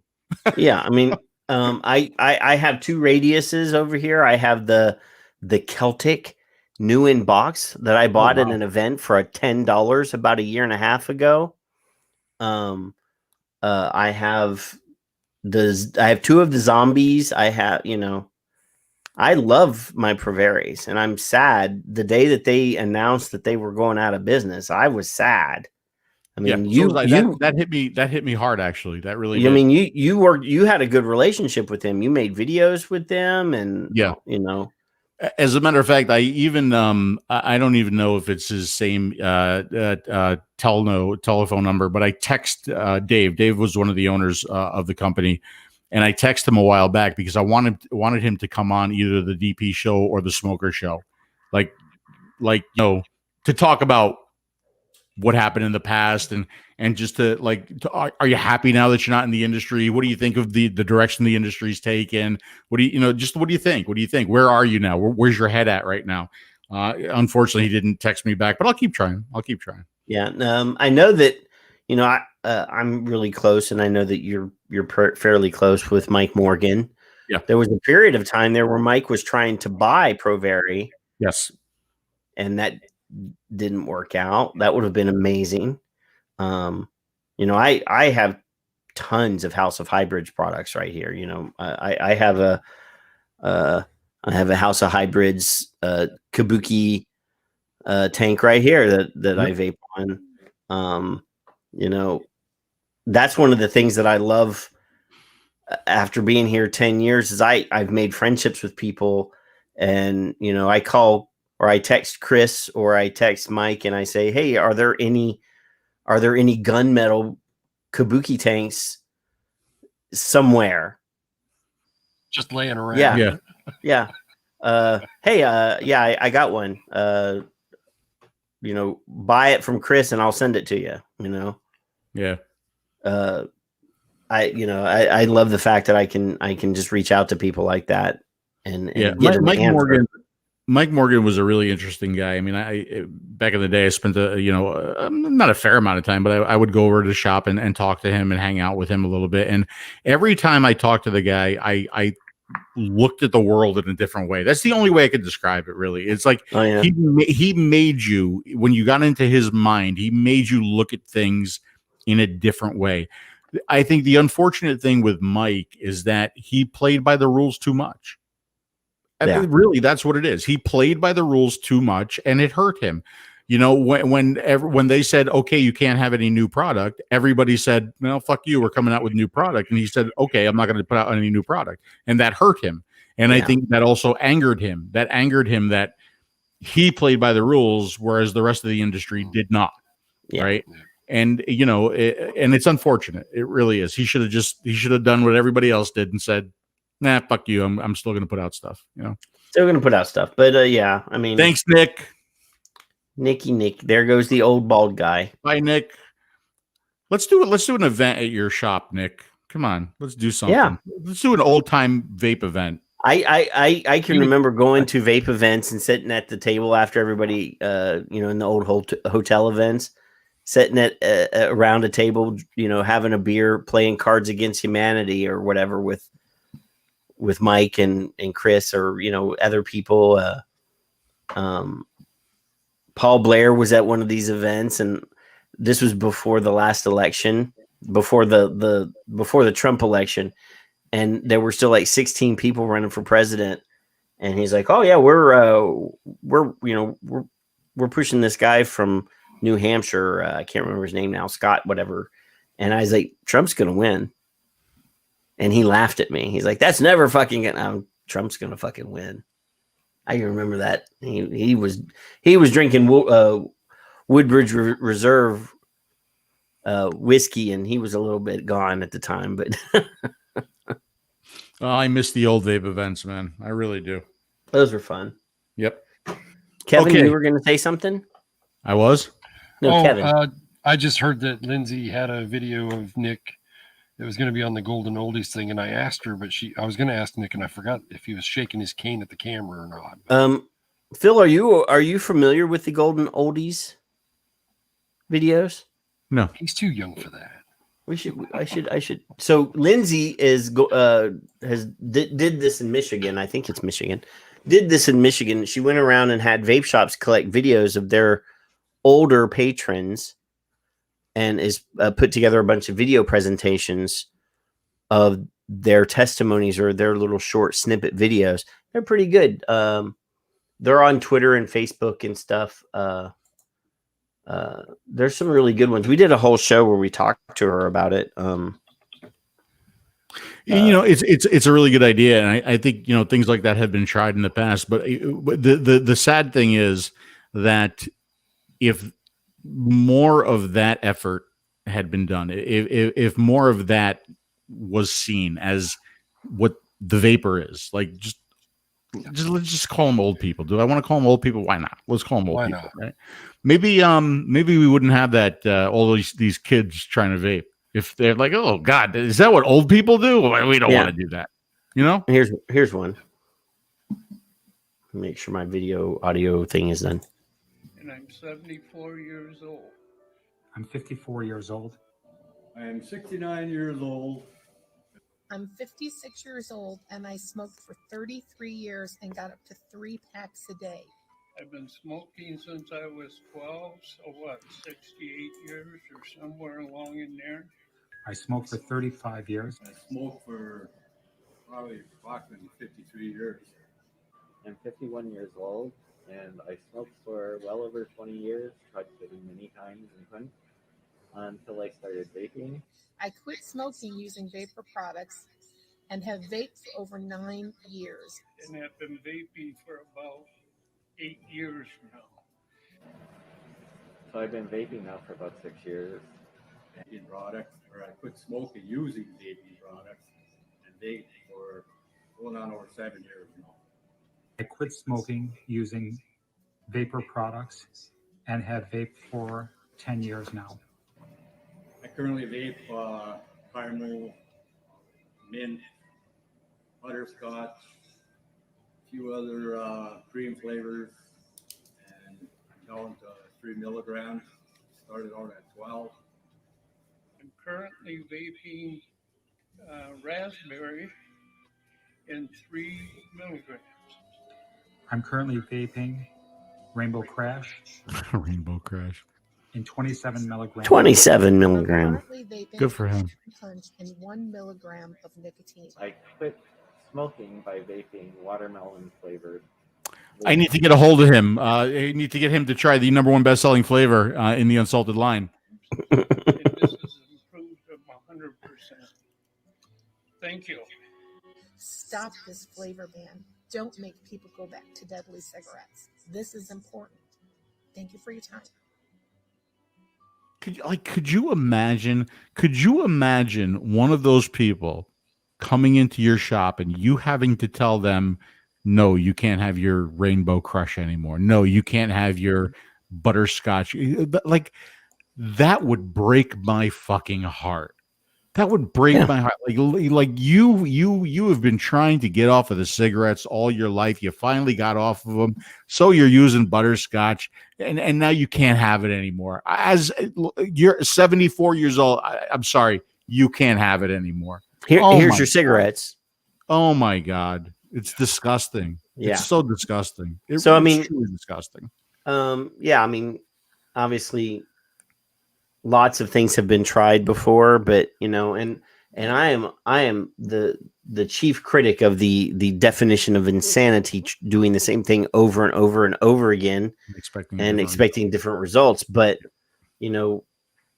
one of these days, one of the things that we try to do is actually going to work. And you imagine if the Cancer Society would open their fucking mouths, where are my heroes in public health, and add in some of these videos, how different the world would be, at least in the United States, to give examples.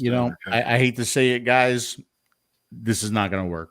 It's not going to work because unfortunately what we do is we advertise this stuff and we share the links and it's just a big circle jerk of vapors and the information doesn't get to the people that the information really needs to get to. The videos aren't seen by the people that really need to see the videos. You don't know nicotine is, hopefully it'll be seen by those people that really need to see the movie. But, I hope it doesn't wind up like, A Billion Lives, where it was just seen and shared by a whole bunch of vapors that already have been saved. We already know the truth. But that's why, Dimitri has always been a big proponent of we need to spend money and we need to be in mainstream media. We need a positive PR campaign. Every time they have a negative commercial, we need a positive commercial every single time. Well, no, that costs money and people want to put their brand on it and they don't want to. I know. That's what happened. Yeah. He said $3 million or something a while back. Yeah. I mean, obviously, we can't do something and leave it at that. The assholes, are trying to use grandma to scare people away from vaping. I mean, Bill just sent me this piece. Mm-hmm. Here, let's see. Hello, Etta here. This one goes out to my granddaughter Lexi, your cheering squad. What's fire, girls? Look, I hate to get you salty, but vaping isn't chill. It's lame. And vaping during COVID is just plain head out. Did you know that vaping increases your chances of contracting COVID? It does not. Virus harder to fight. For reals. I've heard some of you say this only affects old people. Only old people? Let me tell you, my bucket list is long, and I'll be damned if I let some basic ruin my time to flex. I'm dead ass on that. But enough about Oh my God. Let's talk about you, ladies. I understand you're stressed out and just want to hang with your G's and get your vape on. That sounds lit. But even if you feel invincible, more and more young people are struggling with this virus every day. No hype. I know you can do this. Oh my So God, take this is your vape embarrassing. and let's get this bread. It'll be the dopest thing you do for yourself and for boomers like Good me. Lord. Good Lord. Who's behind this? They'll do it. The Evelyn Lilly Lutz Foundation. Unreal. Just the fact that they're using COVID against vaping is just the fact that they got grandma to drop like youth slang in the middle of that. They're gonna get the laughs because obviously I laughed when she cussed.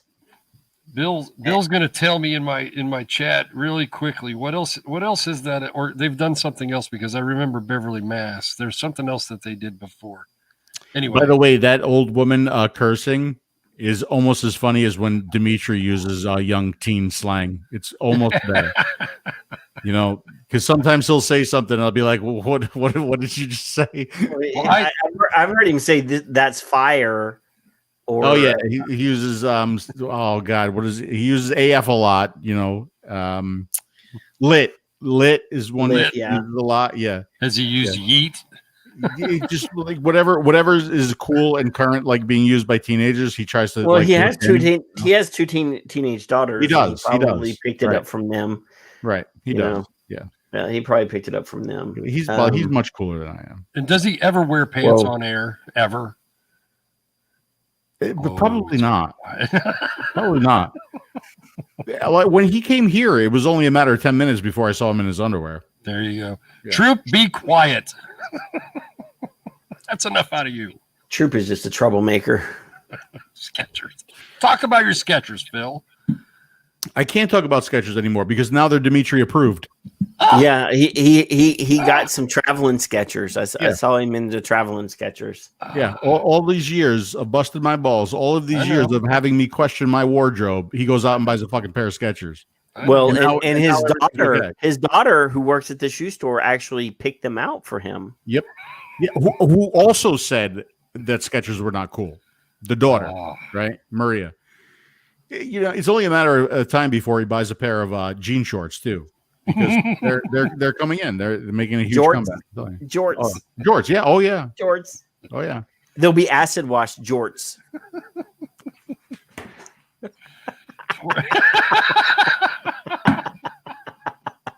Now my life is full. It's a badass. Let me tell you something. They even got the rips. They even got the rips and the tears. You know, get him out of New York and get him into Florida, and the next thing you know, he's turning into a Florida redneck with his cut off jorts.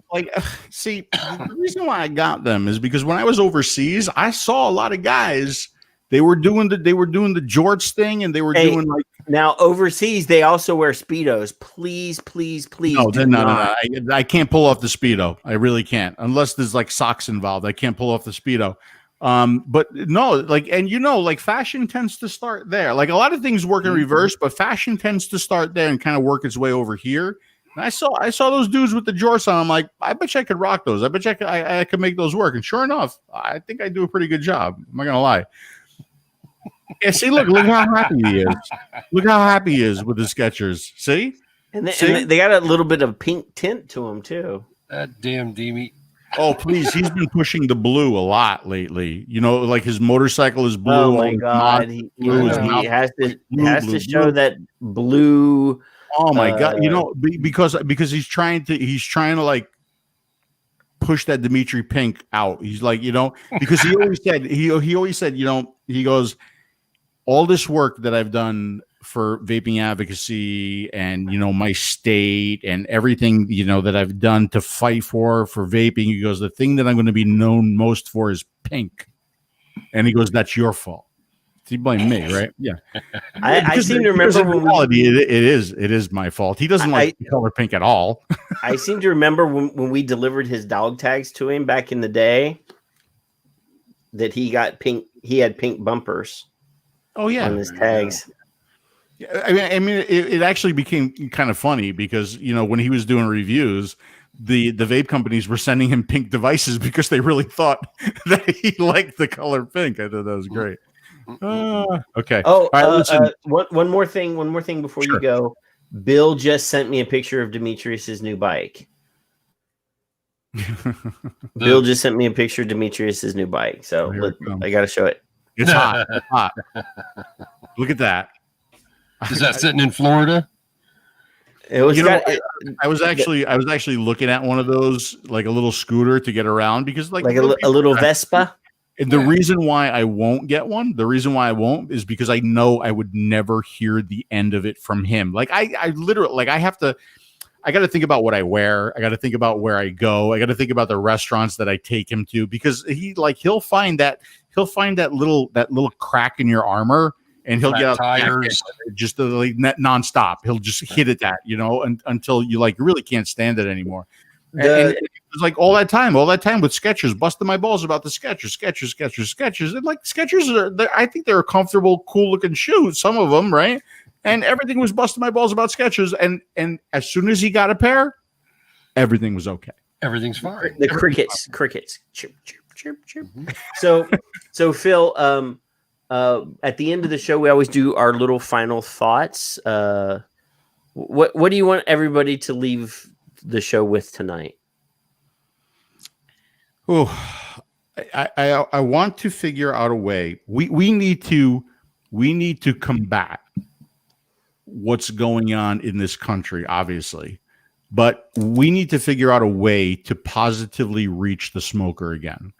We need to figure out a way that when people see me vaping, they don't say, "Oh my God, that's horrible. That's evil."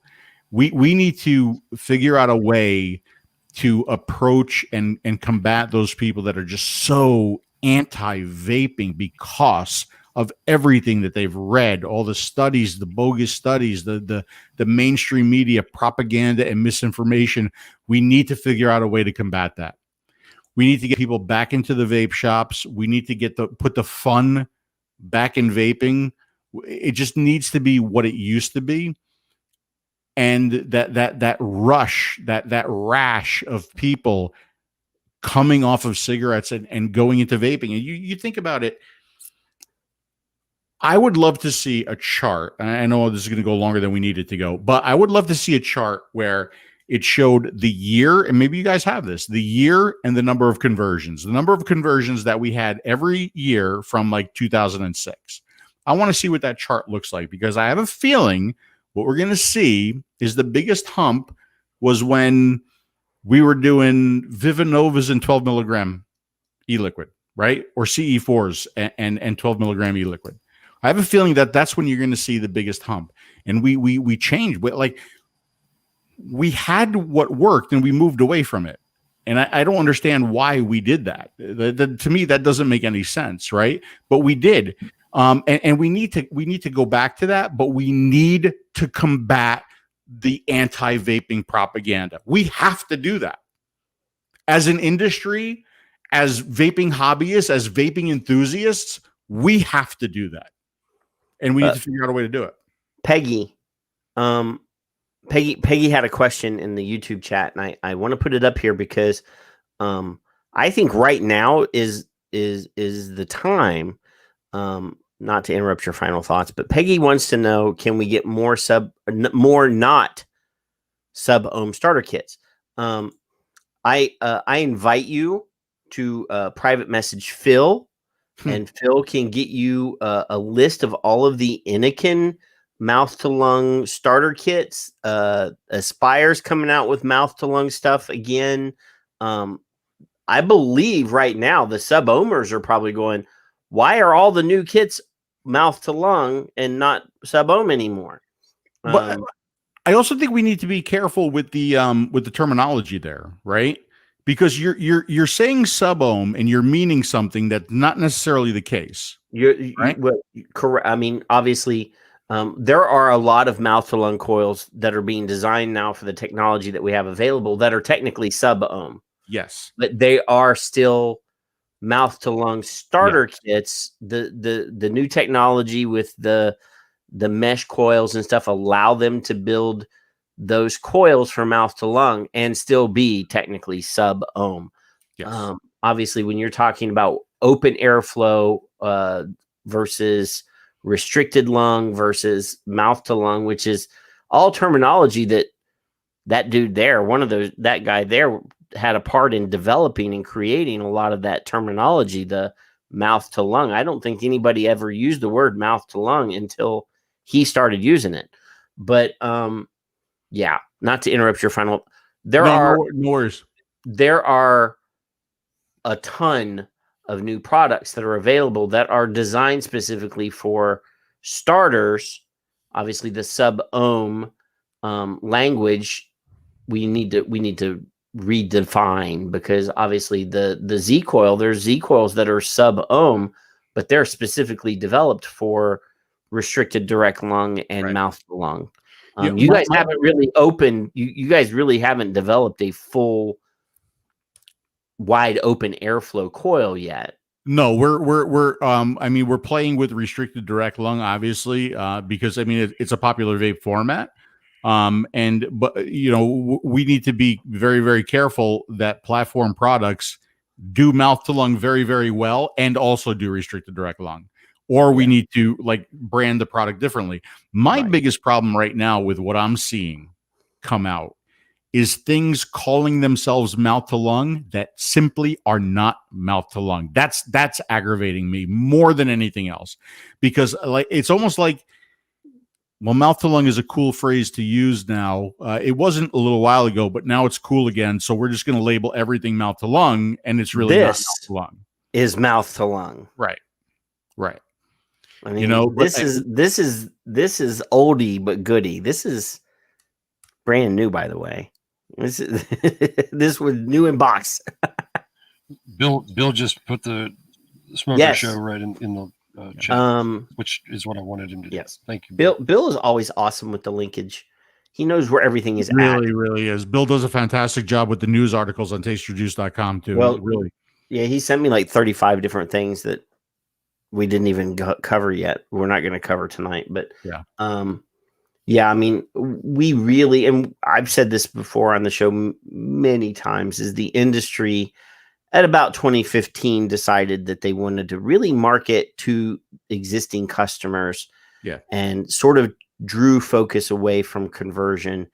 And you can see a sharp decline 2016 with new conversion, and the actual size of the market really contracted in 2016. I mean, if you could, and that was right after 14 and 15, where we had e-liquid millionaires. You know, we had guys driving Lambos, and starting about 16, the number of e-liquid millionaires sort of started tapering off, and then now, you know, they're selling off their Lambos and buying Nissans. I mean, like if you could nutshell the history of vaping, it was like conversion, high nicotine, freebase, convert. Step 2 was now we're just going to do cloud chasing, and we're just going to market to vapors. And now it's like 50 milligrams salt, and here come the kids. Well, that's also one of the things that's mentioned in the movie, is that we have we have messed up. We have messed up because you have to get enough. And we're realizing that a lot of people aren't getting enough. Exactly. Instead Do of not limit nicotine strength. Reducing nicotine is actually not what we really ultimately, I mean, you have to watch the film. It explains it way better than me. Were you done with your final thoughts, Phil? Yeah, sure. Okay. Kevin. God, Kevin. What do you got to say? Phil, I appreciate you coming on. I really do. You've got the #1 best-selling flavor in the United States. I think it's the United States, isn't it? No, it's the #1 best-selling in the solar system, by the way. We're working on the Galaxy. Right now, it's just the solar system. The #1 best-selling flavor in the Unsalted line, the delicious watermelon peach. You got to get a distribution hub in the International Space Station. Absolutely. And by the way, what you remember what Patrick just talked about, you know, with people driving around the Lambos because of the e-liquid? Yeah. No. Doesn't work. It really doesn't. He can't even afford a Vespa. So with that, the Smoker Show is amazing. This isn't a shot at you or Demi. When I first started in 2013, I wasn't interested in building coils and playing around. I wanted to not smoke. Didn't care. Yep. And then slowly over time, I discovered Demi first, and I realized you guys were having a bromance, and I was a little jealous, of course. But what you guys do every time you're on there is think of smokers, and that is so more commendable than I can even express. You're right about the low nic and then high nic. You're right about I don't know of a chart offhand, and I know a lot of links, and maybe Bill does have one, but you can look at the smoking rates. All by that, by that we can see things like that going up or down from the problems that the industry has had. You're one of the few people I really actually admire that are in or out of the industry, as well as Demi and Patrick, and quite a few in the chat room. All of you in the chat room, actually. The no nicotine thing. I was going to share a screen, but I don't think it really matters. If you're going to watch this film, and I highly suggest you do, there are people that back this film that are not in the industry, that don't vape, that don't smoke, they don't care. That's not what it's about. So I'm going to read one specifically that I really don't know the person's name, and I don't think they are. I didn't look through who they are and what they do for life, but spectacular content as well as cinematography and music. Bravo, Aaron and team. If I only knew nicotine would have helped my mom that passed and her dementia. Could it have warded off her Alzheimer's? Heartfelt. Thanks. Eye-opening. Matt and Nick, well done. So I think she might be a vapor. I didn't look, but this isn't the point of the film. The vaping part, get it out of your friggin' heads. Don't think about it as a vaping film. Don't think about whatever it is you do think about. Go in there, sit down, watch the freaking film, learn something, change the conversation. Stop acting like you know everything, because I have a lot of links of nicotine while I'm in the parking lot. My wife's sitting there bored out of her friggin' mind, and I'm watching a film and writing down shit on a notebook pad. I got 14 pages of notes. And when I eventually went through them, there were at least 4 things that I did not know study-wise. So just that by itself tells me I don't know nicotine either. So you're going to learn a lot. You're going to laugh, cry, giggle, be pissed off. You're going to shake your vape at the screen. You're going to wonder why there aren't more people talking about this. And Aaron was the only one. Nobody in public health has ever put a documentary together. Nobody about nicotine. Think about it. Find it for me, because I want to see it and pay attention to it. Get it to the people that need to see it. 1 Billion Lives changed New Zealand's rules with Dr. Glover. It changed the rules. It wasn't about vaping. So that's what I'm hoping for, and that's the takeaway tonight for me, other than thank you, Phil. I did message you. It's probably going into your spam, and thank you for that in advance as well. Patrick. Spam. You're welcome. Thank you for the kind words too, pal. I appreciate it. Yeah. IBEX is the platform that this film is being distributed on digitally right now. There was supposed to be a Roku app developed by the time the film came out so that you could watch it on your TV if you have a Roku box. I understand that got delayed because Google shut down their development team, so the app is not there. Obviously, if you have a computer set up where you can mirror your monitor onto your TV, you can watch it that way, or you can watch it on your big ass monitor right here on your desk if you're like me. Literally, if you are not a backer of this film, I've seen people complain that it's like $20 or whatever to rent this movie for the weekend. This weekend, you can actually go on, pay $20 for it, and watch it. And you can watch it multiple times between now and Sunday. Yes. It is definitely worth $20. I'm not here to say that well, I know that in the middle of December, like at the end of the 2 weeks of this, I think this then gets put on the IBEX app, and you can actually, I think it's $4.99 a month. You can pay $4.99 a month, $5.99 a month, and that gives you access to everything that's on their library. I don't know how big their library is right now, but I do know that all of Aaron's films will be on there, so you can watch 1 Billion Lives again if you want. You can do the David Gerlitz story that Aaron shot with David. That's going to be on there. I believe that the films that he shot for Smoke Free World are going to be on there. All of Aaron's content, I believe, is going to be on there. But the thing is, if $20 is too much for you, you can wait a couple weeks and pay $5.99, and you get a membership for 1 month on this outlet, and you can watch it that way. I really think that we should, as the supporters of this film, pay the $20 and watch it. You're the ones that are so passionate about wanting to see the film. We got to pay Aaron back. Aaron's got to pay his employees. This is how they make their living. They're not vapors. They're not doing this for, for free. I've always said, people should get paid for what they do. I don't give a shit if you're an advocate and you take a paycheck. That means that you're going to be motivated to do a better job.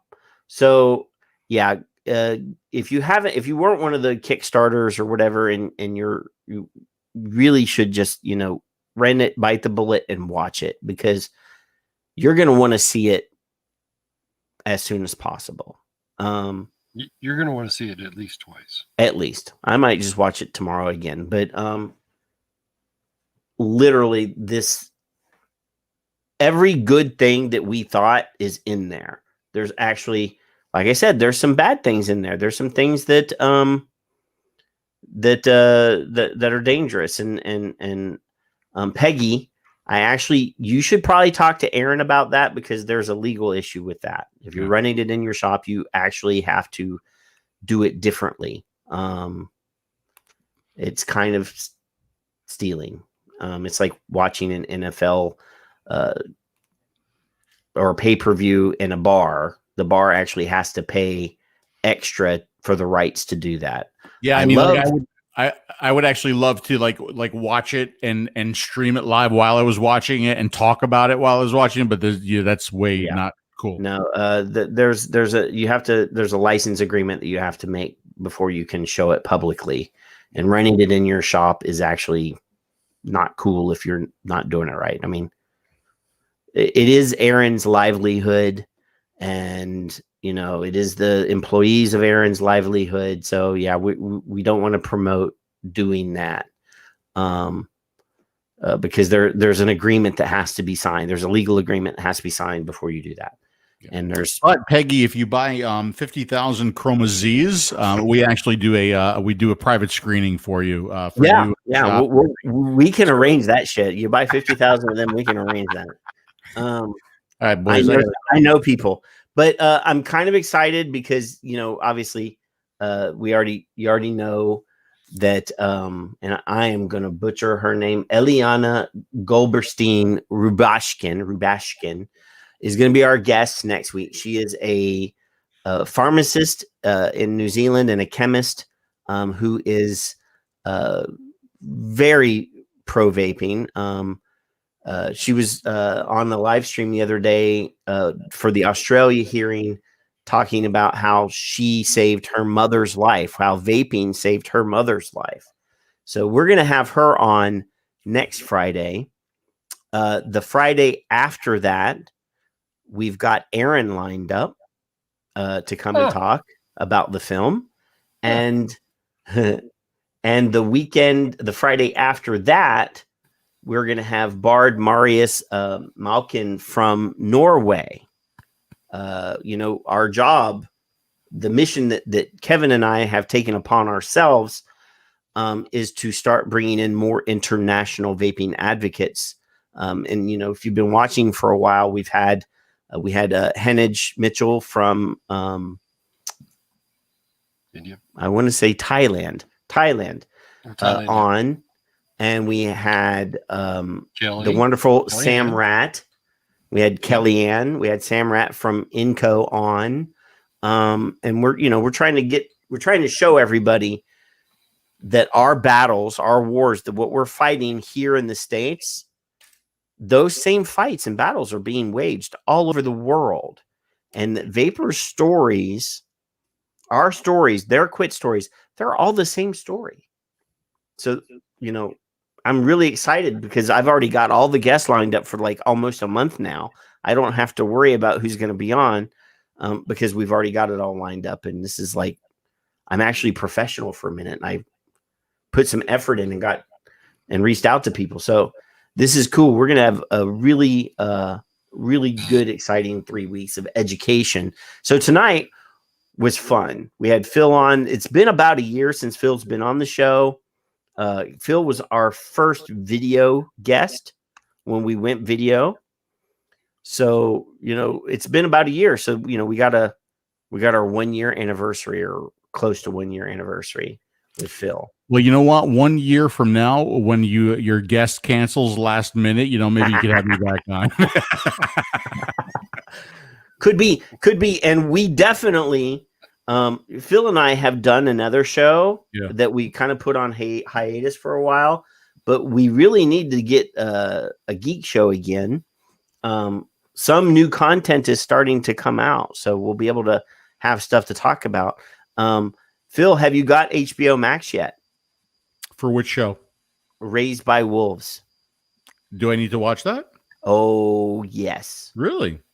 Ridley Scott doing a sci-fi TV show with big budget movie type special effects on HBO Max. Okay, Raised by Wolves. I will hold on. I will take a note.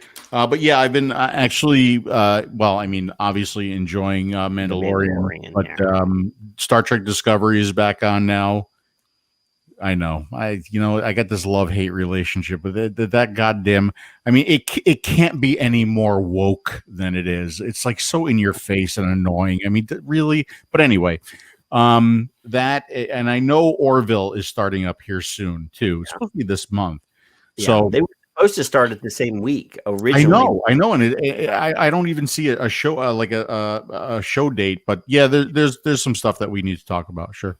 And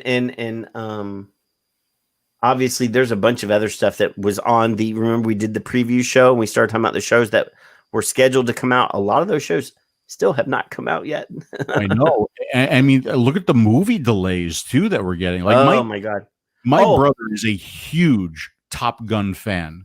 Oh, and he is so wanting the next Top Gun movie, but they're not releasing it. Well, they just announced today that Wonder Woman is going to be released on Christmas Day in the places that the movie theaters are open.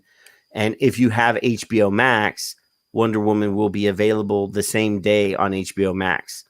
And you don't have to pay extra, like, not to get too deep into the movie stuff, but Disney did Mulan. Yes. The live action Mulan. And then you had to pay extra, even if you had the Disney Plus. They're not doing that. If you already have Disney or HBO Max, you can watch Wonder Woman. Really? Yeah. So, and I'm super excited for the new Justice League version. Oh yeah, that's from Zack Snyder on Yes, HBO Max.